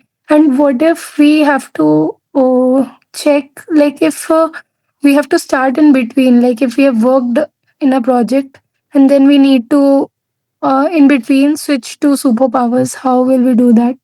Can you demo Superpowers will that? trigger automatically. You don't need to say it, right? If you come to GitHub, superpowers is triggered only in this scenario. So if you come to the skills, this is the first step, using superpowers. Okay, so it is used when any you're let's say you're starting and adding a new feature, doing a debugging or doing something else, right? So it's laid out here properly on which scenarios it will invoke. So if you're doing something with the coding thing, it will invoke superpowers automatically. If you're doing something random, let's say which is not related to refactoring of code, or it's a very minute task where superpowers is not required, it will not invoke that. Okay. But if you're working on a code, let's suppose yesterday you added API endpoints, tomorrow you need to add JWT. So you will need superpowers for that, right? So that's what I'm saying. One more thing I can suggest: if superpowers was not used before, clone that repository. We use Claude Code with superpowers and say, how would you have done this project differently? Or assuming that you want, we don't want to make too many changes. Can you create documents and review the documents and match it with the code and make sure they're in sync? And here's the access to the ticket. Then at one point, it'll actually tell you that you've learned. Now I have a good understanding. I mean, that's Claude Code telling you, I have a good understanding. It'll give you a lot of confidence. And one more thing to this, that suppose you have a Brownfield application that some work already has been done. You take that, you install plugin, you run a brainstorm, do /brainstorm, right? We saw that. So, and you give it that that I want you to check what already has been done, and this is what I want to do next. So it will spend time in understanding what has been done and understand what you want to do. Then it will create this file for you that, hey, this part has been done, this is what you're asking, so you should go it now in this way. So that's how you do it in a project if it is in mid. Clear? Am I audible? Yeah, please.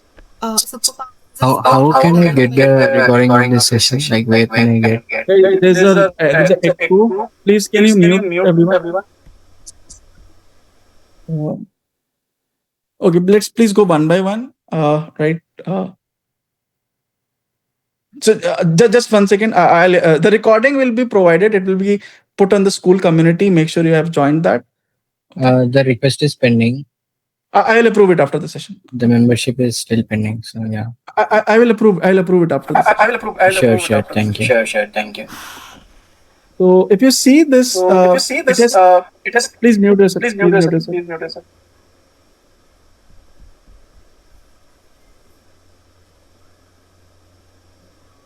Can you please mute? Okay. So let's come here. I'll take questions in a minute. Let's see what it has done. So if we come, it has created the plan.md, right? So let's plans nodes. So superpowers. So this was the initial spec. This was the plan spec. So plan spec is this. Now let's see what is it saying. So note app for agentic workers. Where is it? This is the file structure. This is the front end, back end. Okay. So task 1. If you see now, this is that how exactly it is going to implement things. First, set up backend project, and it has to create these files. Step 1, create requirement.txt. So it will create all these things that need to be installed. Set a virtual environment, then create backend. Then for backend, it gave that create a class like this for database, because that's how we provided the data schema. and then it will create SQLite DB. And so code examples it will also give that what exactly you need to refer. So what it will do, it will go to the package, understand how things are written. It will give you a stub of how your code should look like. Okay, it will store everything in a plan here. So step 2, run to verify it fails. Step 3, create backend app models, then create so everything it will do here. See, it's a very detailed plan. It's like how much lines? It's like 3,500 lines of plan. So let's do it. Let's review all the tasks on a higher level, what all it says. So if I come here, the task 1 is, it is saying that backend setup. Okay, this is the task 1, that set up everything in the backend, and it will even do things so atomically. Now the Claude agent, it cannot deviate. Now it cannot assume things because you have laid out things in a very subjective manner, right? It can read everything. This is the task 1. So what is task 2? Task 2 is this one. Creating, where did it go? User models and auth schemas. It will create that. Task 3 is, I think, folder tags, everything. Then task 4 is, where did it go? Task 4. Dependencies. Yeah, dependencies and auth router. So how things should be routed.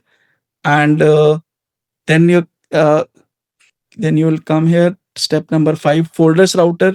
Okay, it will create, and similarly tags router. Then we see nodes router. We see, for example, E2E backend test. So everything, it has laid out the whole plan. Okay, and once you're done, it will say, okay, you're done with it. Do everything, test everything thoroughly. Here auth pages. So for UI also, it is laying out the plan, dashboard layout, note list, and 15 final integration test. And then one, so it will say that test this, register at this, at login. So all these tests should pass. Unless things are passing, it will go back, update the plan file, and redo the things so that things work properly. Okay, and once everything is done, all above is passed, then commit to this part. So at every step that you are seeing, it will do the work, commit, do commit, do commit, and it will keep on moving. And once everything is done, it will make a final commit where your things are done. So now it is asking me that, just once again, that plan is completed, 16 tasks are there, 2 execution options, sub agent driven and inline. Inline is that you want it to do here only, and second is sub agent. So which one should we select? Sub agent. Sub agent, because this is a big task, 3,500 lines, right? If I give everything in one session, there will be context fraud. There will be things things will miss out, might not come out correctly. Sub agent, yes, it is token consuming, but accuracy will be higher. So I will say, okay, go with sub agent driven method. Okay, so let it do. Yeah, please. People were asking questions. Yeah. So how it will plan? So there is like a front end, back end, and like a DB and test cases, right? So how it will plan if it's a sub agent things? So what each agent will become? There are different tasks, right? Few of them will be independent, few of them will be dependent. Okay. So let's say task 1 and 2 are independent. So it will start 1 and 2 parallelly. And let's say task 3 is dependent on 1 and 2. So it will wait for 1 and 2 to complete. Then it will spin up another sub agent, which will take up the task 3. And that's how it will proceed. Okay. Okay. So we don't have any control. That will decide itself. It will decide itself.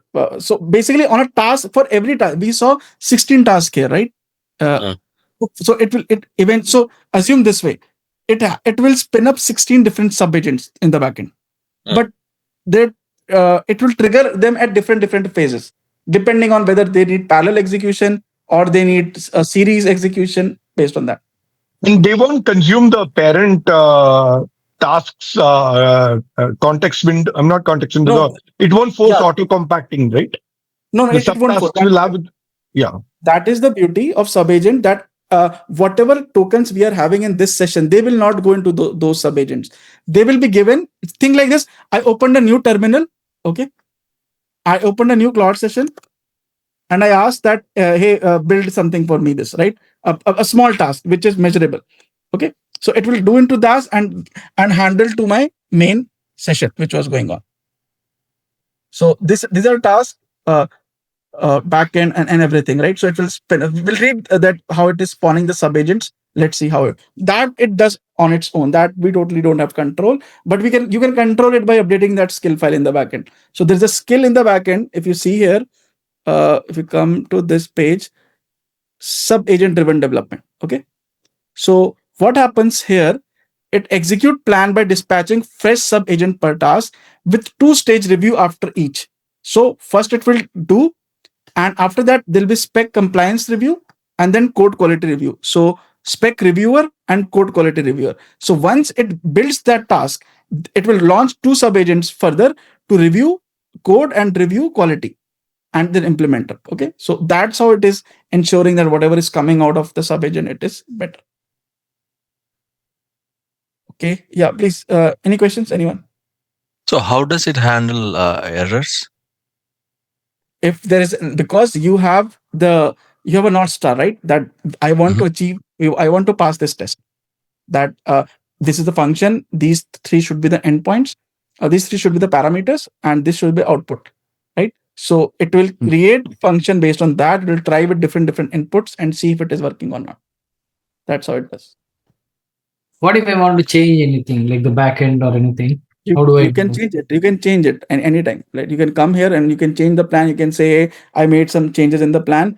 See where that plan was changed and pick up from there, right? Like based on whatever is existing in our code base, right? And pick from that and redo it, something like that. You don't need to open any file. You're telling Claude that, hey, I was using SQLite. Now I'd like to use PostgreSQL.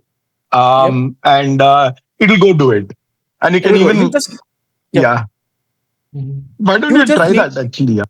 You just need to come to these MD files and change. If you feel something is, if you while building you thought, oh, I think I gave it the wrong instruction, I want to change it. So all you need to do is come to that MD file, update it, and say that, hey, I want to change it. Okay. So it is building. Now let's see what happened to this terminal. Let me just I'll zoom in. I just want to see what's happening. Okay, it's waiting for my approval. So I think if you close the terminal in between, what happens? So what will happen? So this was the last persistence point. Okay. So whatever code it has created, let's say in the backend, let me check. It created this code, right? So it has, this is its North Star, that it wants to build this particular plan spec. It will see whatever code has been built as, so for example, let's say I close this terminal. I'm not closing right now, but I'm telling you what will happen, that you will say, hey, this was, you have to prompt it that I was working on this project. This particular file contains my original plan. By mistake, I closed a Claude session, but some progress was done there. I wanted to review what progress has been done as compared to this plan and take up from where it is left off. Something like that. You will have to prompt it. Okay. You can see, you do /resume, right? To show, to resume. Yeah, you can do /resume as well. Suppose you left on a session, so you can do Claude, this resume, right? So we will be able to resume past session as well if you are able to miss anything. That is also a thing. So please mute guys if you're not speaking. It is instead of firing the prompt, so how can we change the MD files? MD files you can. Guys, please mute if you're not speaking. Yeah. So if you want to change MD file, so MD files, these are editable. You can just come here and change it. You don't want to give it in a prompt. Just update changes in MD file and comment and give a prompt that, hey, I have made some changes into the MD file. Please review the changes and now update your work accordingly. Something like that. You will have to write it down. So Sanket, here one more question. Like this whole idea of coding standards, while you can give it to Claude to follow, that does not matter anymore, right? Moving forward, because it's going to be AI reading code moving forward and only the intent being given by us. Yes. Yes. So that and very often, the intent needs to be very structured. It should not be like very Vague, yeah. very vague, right? That is the whole point of spec-driven development. That see, this file is very detailed. Now, again, you should trust AI, but you should have the ability to read this, right? For example, I'm a backend developer. I should have the ability to go through it. Hey, what it is building? Can I add something, right? So that is something. Now, people are asking me, right, that AI coding, how do I add value to my things, right? So this is where it comes that you need to review the files. You need to see the ability to read the code, that whether this plan is correct, and this is where your skill comes. That what will separate you from a good developer, right, and just from someone who is just like coming here. Okay. Yeah, please. Anyone? Any other question? Yeah. So I have a question. So if there is any API calls, or like if you need like some private keys or secret keys or something, right? So usually like what? So let's say like in our implementation, there is a requirement of an API call which needs some secret keys, right? Okay. Yeah. So let's say like I'm calling some Google Maps or something in my code, and it needs like subscription keys and all this stuff, right? Yes. So in that case, like in local, what we'll do is like we will be putting in .env file, and in a production we will be putting in some pipeline variables or some Azure keyword or something, correct? So while it is developing, so after completion of that one, we need to test it, right? So so will Claude ask for that one? We need to add the key, or like based on the Claude will ask you. He will say that, hey, I have created this folder. I've created this function. You will have to create an .env file and inject this variable there. So that's what it will ask you to do. And even if the .env is there in your repository, it won't commit it, and it'll ask you. No, it won't commit. So that is the very beauty of Claude, that even, I'll be very honest, even if I put it here, it will say that please rotate your key. I'm putting it in .env. I will not commit anywhere. That is the good part of it.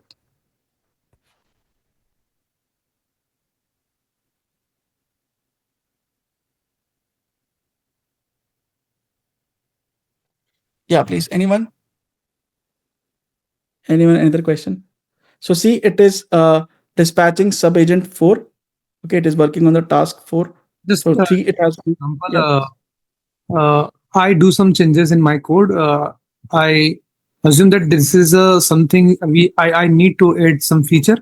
I add manually. Okay, so Claude can add the MD file. They change automatically, or we need to add the feature in this file.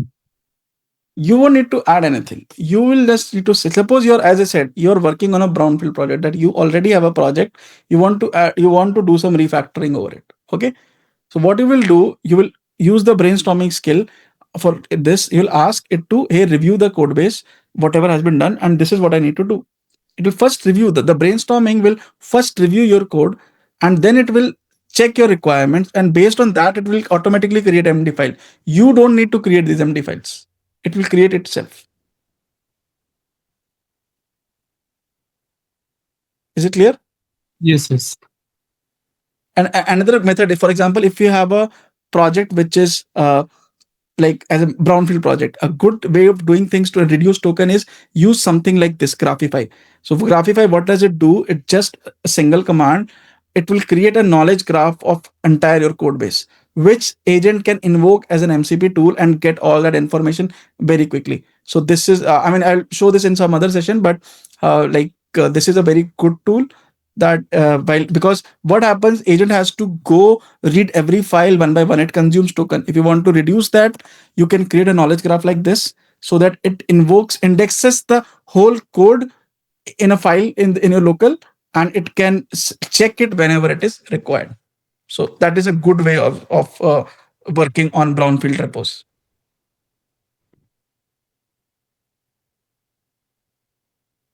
Sorry, what is brownfield repos? Brownfield means when you are let's say you already have done some project, and then you want to like add some functionality. So greenfield is when you are building entirely from scratch. There is nothing right now. Brownfield is when you are working in the middle. Let's say you're taking up something from the middle.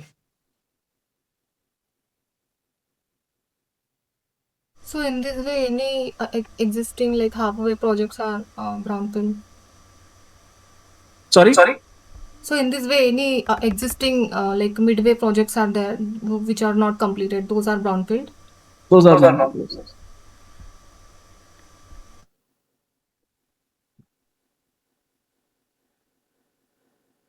Any other question, guys, while it is working on? So it is in the task 4.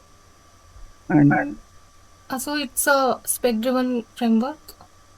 yes, Superpower. Then how it's different from these the other frameworks that you mentioned earlier? I think not remember the names. I think OpenSpec or GetSheet something. So how it's that different? It just I think there's an echo from your end. I'll explain.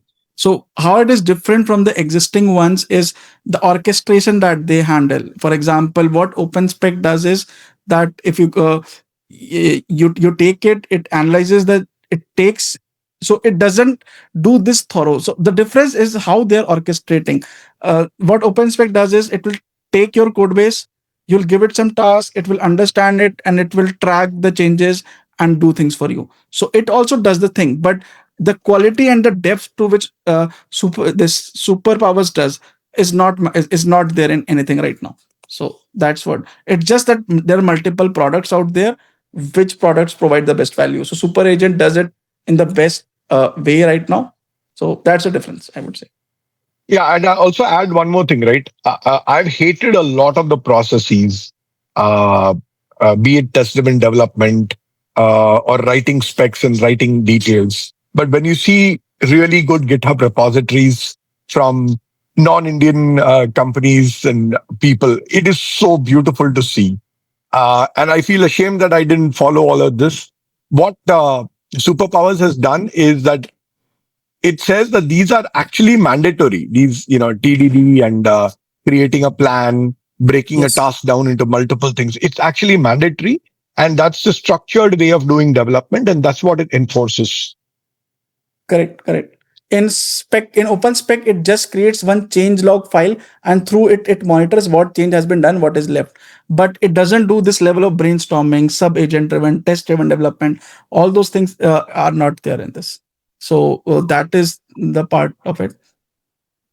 So again, in future, some other better framework can come. I'm not, because eventually these are just markdown files only, right? So just keep looking for whatever is the best. Right now, this is very good.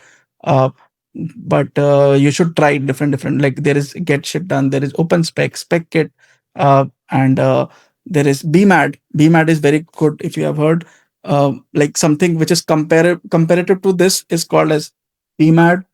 Okay, so this is a good approach. It's for agile software development. But the problem with this is that it doesn't contain any sub-agent driven development or those things. It does not invoke things automatically. For example, here I didn't say to invoke any skill, right? It automatically invokes when it needs. What happens in BMAD? There are like around 14 sub-agents which are present in it. Each has its own functionality, and they don't run automatically. Like one will run, then will stop, then you have to go manually invoke the next one. That's how it works. In this, everything happens in a smooth flow autonomously. You just need to see, you just need to track what is happening, and is it asking any permission. If it is asking any permission, it is asking you to review anything, you just review that and leave it. So that is the good part of it.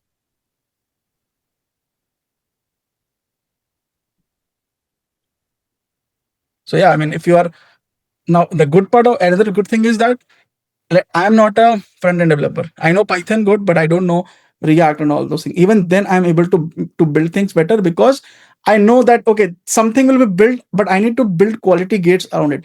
And I know what quality gates need to be built. And that is something I can prompt using English as well, right? So do that, and coding, it will automatically take up. Another thing, again, I will cover some other time. There's a thing called as context 7. What happens? All these packages, coding packages, Python packages, they keep on getting degraded over the time. So there's a thing called as context 7 MCP server. Context 7. What it does, is that if you install this as an MCP server to your code base, and suppose you're working on LangChain. Let's say LangChain latest version available in market is 1.2, and the agent only has a memory of 0.9. So when you use this MCP server, what it does, it checks the version in your system and checks the latest version of that package out there in market. And if there is a mismatch, it will automatically download the latest version so that your agent always produce the right code. Your syntax are not outdated and all those things. And this is a very, very super thing, right? Adding skills to your coding agent, adding MCP servers like this so that your accuracy improves over the time. So, yeah. So it is working on a task 7. We'll wait, let it complete. So we'll stay in the session till it completes, right? I mean, if someone wants to drop, they can drop, but I want to show you the output as well that it generates. So it is, if you see, I will be dropping. I just want your LinkedIn, if you could paste it. I will paste my LinkedIn. Okay. I'll drop it. You're on WhatsApp, right? Yes, I've sent you a message. I've sent you a message as well. On WhatsApp. I'll share my LinkedIn.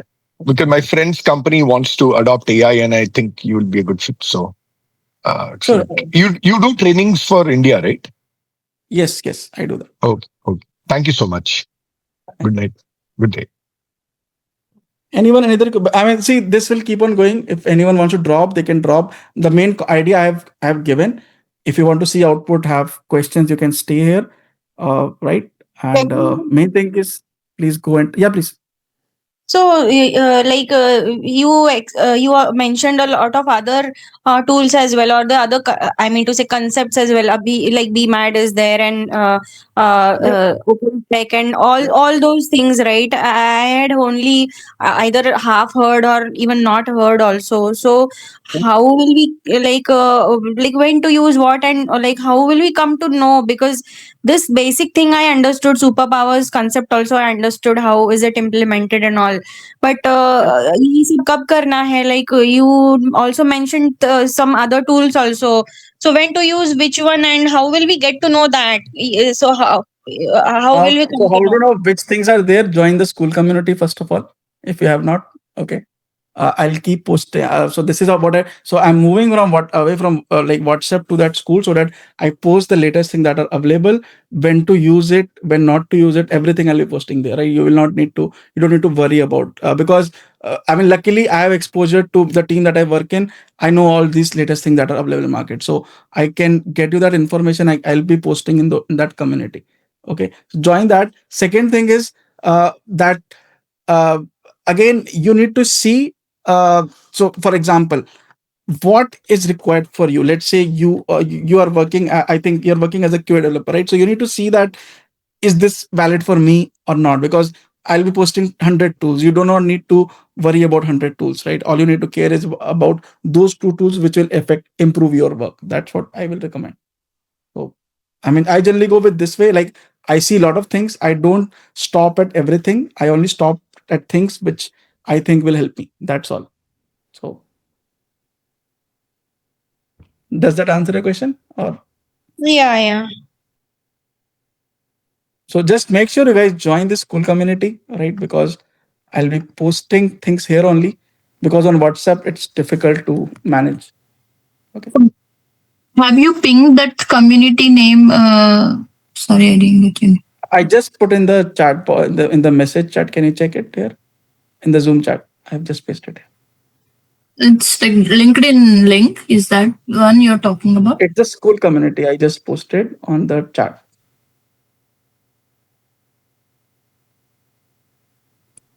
Last message I can see from Dr. Ashwin Kumar E, where he has given LinkedIn link.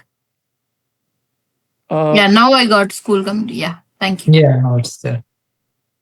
Okay, so please join that. I'm checking, and now I'm checking the messages.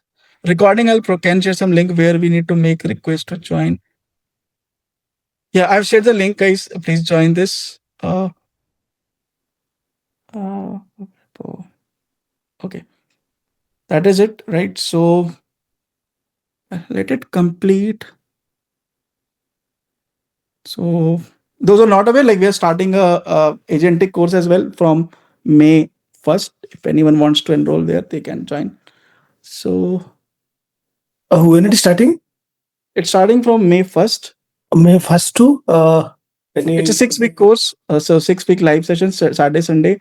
The fees for the course is 5,000 and there will be total 12 sessions with 5 assignments and 1 capstone. It will be mostly covering what and all do we So have? what it will be covering? It will be covering agentic from what are agents from scratch. It will not be covering Claude Code. What I'll be covering is LangChain and LangGraph there. So I'll be covering this. The LangChain are used to how to actually build the agents, like people who have never built agents, or how to programmatically build the agents, right? So we'll be going through this LangChain, LangGraph, deep agents. So these are the major things I'll cover.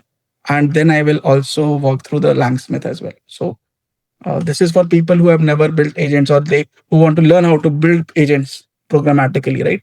Because what we are doing here is using Claude Code to build something, but you should know how agents, let's say you have to build an agentic application.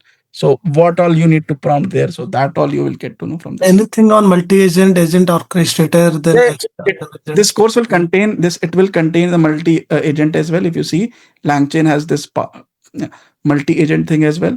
So it provides 4 different scenarios. So I'll be covering that as well.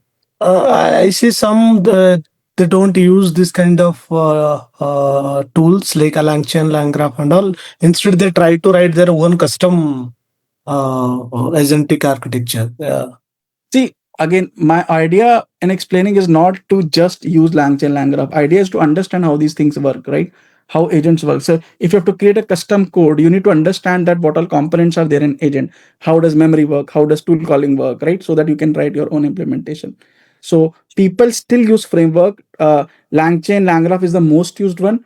After that, like people rely on, let's say, Google ADK, they will go with some other frameworks which are out there. But mostly LangChain, LangGraph are out there, which people mostly use because LangGraph is the most scalable way to production because it provides you to configure things better. Others are just black boxes. So that's why I really recommend people to learn LangGraph. So that is it. It is showing membership is pending. Once it is approved, it will come to mail ID or something like because it didn't ask for anything. Mail ID or it will not ask. Let me go and approve right now. Okay, so I think I would have received. If I just refresh it, I have received on my phone. I'm able to see it. I will approve it. Don't worry. So you will be added to this community automatically. Yeah. So I see 14 membership. Let me approve it. Thank you. And after doing this course, will we be able to build our own agents or crack interviews? Will it be what I can confirm is if you do things properly, assignment, projects, everything, you'll be able to build. You'll be able to understand things way better where you are right now. First thing, you'll be able to build agents on your own perfectly. Whether you're able to crack or interview totally depends how deeply, how honestly you do the assignments in the projects. So that's what I will say. Thank you. What are the prerequisites for this? Like before you start building with LangGraph and LangChain, prerequisites? The prerequisites are, I would say, first of all, Python coding needed because I won't be doing whole coding in that course. I'll be giving code walkthroughs. I'll be not writing codes from scratch there, right? So you need to have a strong understanding of Python that if I give you a repo, if I give a Python code, you should be able to understand what is there, like object-oriented programming and all those things. Second, you should have some experience of LLM, let's say what is an API, how to make an API request, right? What is and all those things you should know. I think if you know this too, you are good to go. So Python coding is required and some experience with LLM or an API is required. Satvik, small question, like it is completing the task. Okay, now I want to give some other prompt related to it only. Yeah, I was actually parallelly doing my task as well. So it is pushing few things into GitHub. Okay, but I don't want it to push it in GitHub. I want to. It will not push to GitHub. It will just commit it. It will just give commit in your local. Okay. You can prompt it that don't push to GitHub without my it will always ask your permission. Okay. And how can I just pause it in between and give some other prompt, and then later on it You can can just press I can just press escape and I can give it other task. It will start with. So if I press escape, it will pause all the tasks, is it? Yeah, it will pause here. Okay. Okay. Thank you.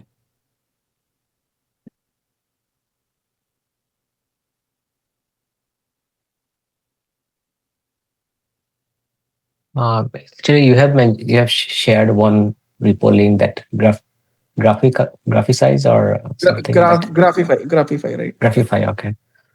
Okay, yeah, that's if you can please share that link, it will help. Didn't I share in the chat? No, you didn't share. I think that is just keep install Graphify, right? Sorry, let me do that. So let me share two things. First of all, about the course people were asking. This is yeah, course one you can share. Yeah. So this is the course link. Okay, you can enroll from here. It is starting from May 1st. So I've laid out all things what will be covered here. So there are like 24 hours plus hours of classes. I'll be covering LangGraph, LangChain, deep agents, this, and these 4 frameworks. And like these are topics. I've also laid out what all topics will be covered in each class. Again, little bit all topics will be covered, right? So some classes can get added. Mostly I add only. So that is there. Plus all of you will be, whoever join will be evaluated on a scoring basis. So 4 parameters like attendance of joining the classes, whether you're submitting assignment on time or not, quality of your submission, and how much you're engaging in the classes and the group that I create. Based on that, each one of you will be graded and given points, and of course we'll give you rewards and all that based on. Sorry to interrupt. The recordings will be available, right? Yes. I want to join, but I am occupied with some other things. For recording, join this cool community. I will add here. Sure. You can watch it. Okay. Got it. I'll share both links. You guys can review those who are interested. So this is the course, and then I'm sharing the Graphify. Graphify has a GitHub as well, so you can check it from there. Okay. Satvik, did you add the recordings for RAG 2026? The old one from Jan to April we have, right? Yeah, so that is updated. The RAG recordings are already there. If you see. Yeah, no, in school. Is it there in school? No, so school is only for community where you courses are not added in school yet. I will be adding them soon. So basically, we are building our own website, right? So I'm trying to add everything to my website. So this is where I'm trying to add everything. If it doesn't work, I'll put in school or somewhere. School is mainly for what I've built is for community building, that things, projects, and open workshops and all this, right? So paid classes and all this will be on the other website. So I'll see how to place things there. I haven't decided yet. Yeah, because there are a lot of things, right? Like school. No. So I will be So I'm collating everything in a single platform. Again, this platform for data science platform is for all the paid workshops what are there. School community, because this is free, so all the open things will be available here, right? So these are the 2 things to track. Okay. Sure, sir. Yeah. So I have a question. Okay. Yeah. So when this spec-driven development is in progress, can we change the models? Model as in which model? To Cloud Opus to Cloud Sonnet or something? No, you cannot. I mean, you can change that. So what you'll have to do, I'll press escape. Claude session will stop. Okay. What I'll do, let's say I'll start a new session. So I'll say Claude. Okay. For example, Opus, whatever its name is, let's say 4.1 or so. That session will start with that model, and then I can resume it. So because Opus is So for a new model, you have to open a new terminal and select a model. So you cannot change model in between of a terminal session. Okay. So actually, you can just do model -- Opus and it which is the model. But okay, yeah, sorry. There is a model endpoint here. Yeah, you can. Sorry, my bad. Yeah, you can change it here. So if it's slash model, and then you can change it. But I don't recommend that because whatever work has been done for now is based on one model. So just carry it. I would recommend. Yeah. Why? No, you're Because right. yeah, why I ask is like this Opus is good at analytic thinking and architecture design and all those things, right? So once this spec is created, right, this MD file is created. So why can't we use the Sonnet model? Why? Because it will. No. So let me tell you, that information is already laid out here in sub-agent development. That use this model for higher tasks, this model for lower task. Like use. So how they have prompted is that check all the models you have available for like testing tasks. Use Haiku for. They haven't mentioned Haiku exactly. They have said that use a lower model for this. Use a medium model for coding, and use a bigger model for planning. So that's what they have laid in this MD files. So that the so it will follow. It will follow. Like. Yeah, it will follow. So what happens, the sub agent that it spins up, right there, it can change the model automatically. Okay. So let's say I'm running on 4.6 right now, this whole session. Again, this 4.6 can spin up a sub agent which is running on a Haiku. Right. So that's how it works. Cool. So all those things are written in those prompts that for the task, when you're doing just review part, don't use a very strong model. You just can have a Sonnet, or let's say you can have a GPT, little bit slow, like lower model for that. So we have reached till 15. So there are a lot of slash commands. Like if you see here, again, let me open a new session. I'll show you. Okay. So slash status line will show you how much context you have used, like so that generally when you are around at 60% of context, make sure to clear things, compact, or start a new session. Okay, that is one thing here. And I'll show you a few more pilot codes. So it is at 15, and you can also, while doing this, you can also add a slash command called as cost. Okay, so that you can see how much cost has been consumed till now. For example, that it will, so context so far only 2% has been consumed. So right now I'm using my Claude subscription, so cost is not involved because I'm running on a subscription basis. But if I use a model on an API basis, then it will show how much dollars you have consumed so far. So that is it. It's in 16, almost about to end. So let's see, what does it build? But yeah, I mean, you guys got the idea of spec-driven development, right? That I would want you to go and try this in your whatever coding tool you're using. Right? The result is way better, which you get through traditional vibe coding. And similar, and there are a lot of methods. Like this is just Superpowers is just one method. Like there are so many tools, links which you can integrate. Again, I'll be walking through all of them in coming weeks, but explore all of them. That they really like will differentiate you from a regular vibe coder. That, and you will be more confident while shipping things. Yeah, please. Someone was asking a question. So here we are using Superpowers for backend development as well as front-end development. But suppose if we want to beautify the front-end part, do we have something like that for like Superpowers? For front-end beautify, there is something called as Impeccable. I shared yesterday as well, I think, on the school community. Where did it go? Let me check. Yeah, this one I shared yesterday, right? Impeccable. Okay. So this is it. So what does it comes up with? 16, 17 skills, Impeccable. Okay. So yeah, this is it. If you come here, it has these slash commands. You just run them, that slash this, slash that, and it will automatically improve the UI for you. So use Do they this. work on the VS Code as like in the Yes, they work on VS. So VS Code is not a coding tool. VS Code is an ID. They work on GitHub Copilot, Claude Code, or anything. Okay. VS Code I is just found an that usually are like pretty bad for like flowcharts and PowerPoint. Mermaid helps a little, but like if you want to do PowerPoint, do you have any recommendation? So for PowerPoint, there's a PPTX. Have you tried this PPTX skill? No, I haven't.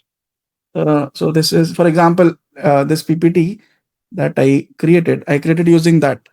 Okay, again, it's not a very good PPT. It is like there are a lot things can be improved, but there's a skill called as PPTX. Okay, so use this skill, put it in your this Claude has inbuilt. So this is official by Anthropic. So if you see, this is by Anthropic only. Just copy it, paste the skill in your agent, and it will work better. Thanks. So I have questions. So how much dollars it may have burned for this task? With my experience, it would have burnt around $18 to $20 as of now. Okay. Yeah. Right. I once ran a task in my company. We built a very big backend application, and I'm just comparing with that based on what I see. It had like 56 API endpoints, each different connections, lot of environment variables, cloud connection. It consumed around $180, right? And but it was a very big task.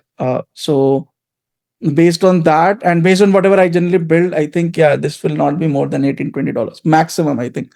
So see, everything is built now. Backend is running, front end is running. Again, you can go reload things and test it. For example, let's do it quickly. I'll come here. I'll ask it to. So the backend is running. Let's quickly go here. Do /docs. So these API endpoints are built. Okay, register, login, everything is there. And let's go to this. This is front end. Okay, so again, I don't need to run it. I can ask Claude as well to do that. Okay, so I'm just running it and 5175. So created now UI again. See, I didn't add any UI skill. So UI that it will generate might not be very good. So that's fine. I'll create one. Let's say, just let me add my email ID. So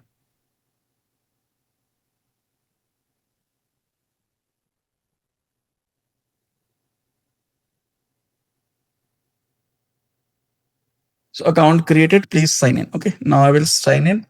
Let me do this.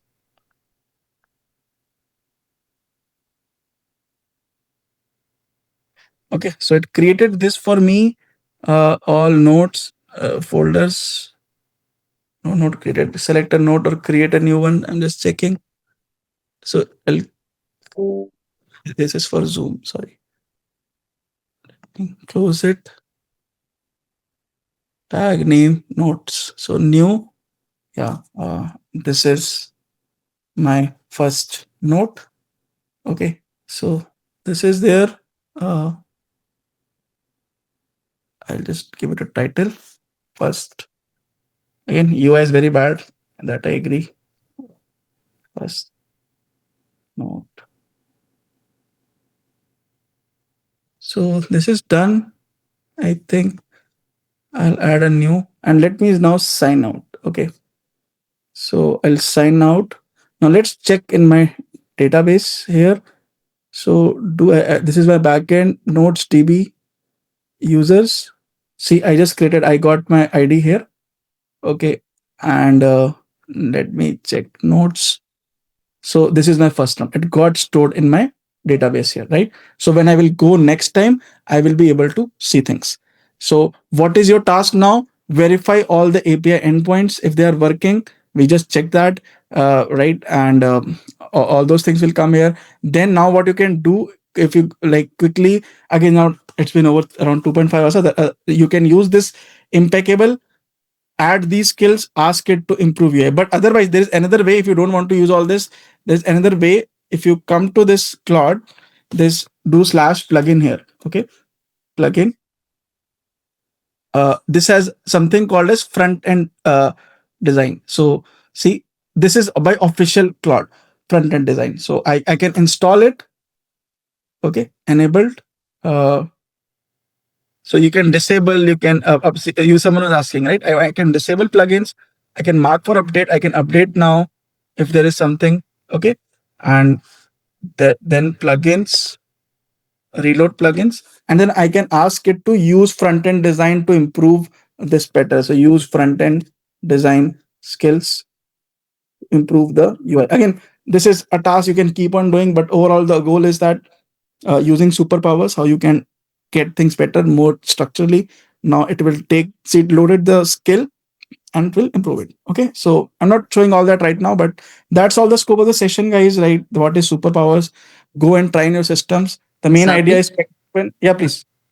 Yeah, suppose I have a research paper. I want to replicate the methodology and results. Yes. So I want to generate the code.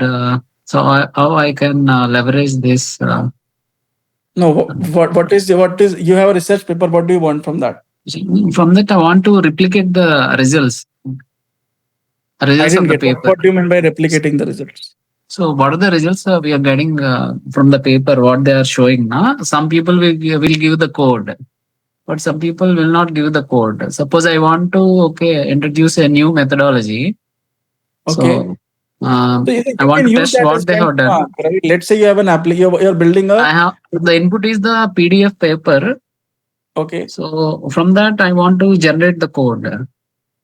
Yeah, you can do that. So what is the flow I have to follow? I'm thinking. The flow is use superpowers, right? First of all, you will have a research paper. There's some concept will be given and some output result table would be given, right? You'll ask that, hey, this is a research paper. Understand this. Again, I'm telling the prompt on a very high level that eventually what you need to prompt it that understand all the aspects of the concept that is explained. Okay. Find any GitHub repo if it is there. Analyze that code base. Otherwise, build your custom implementation. And there is another thing called, now this is a very good thing that you asked. This is a thing called as auto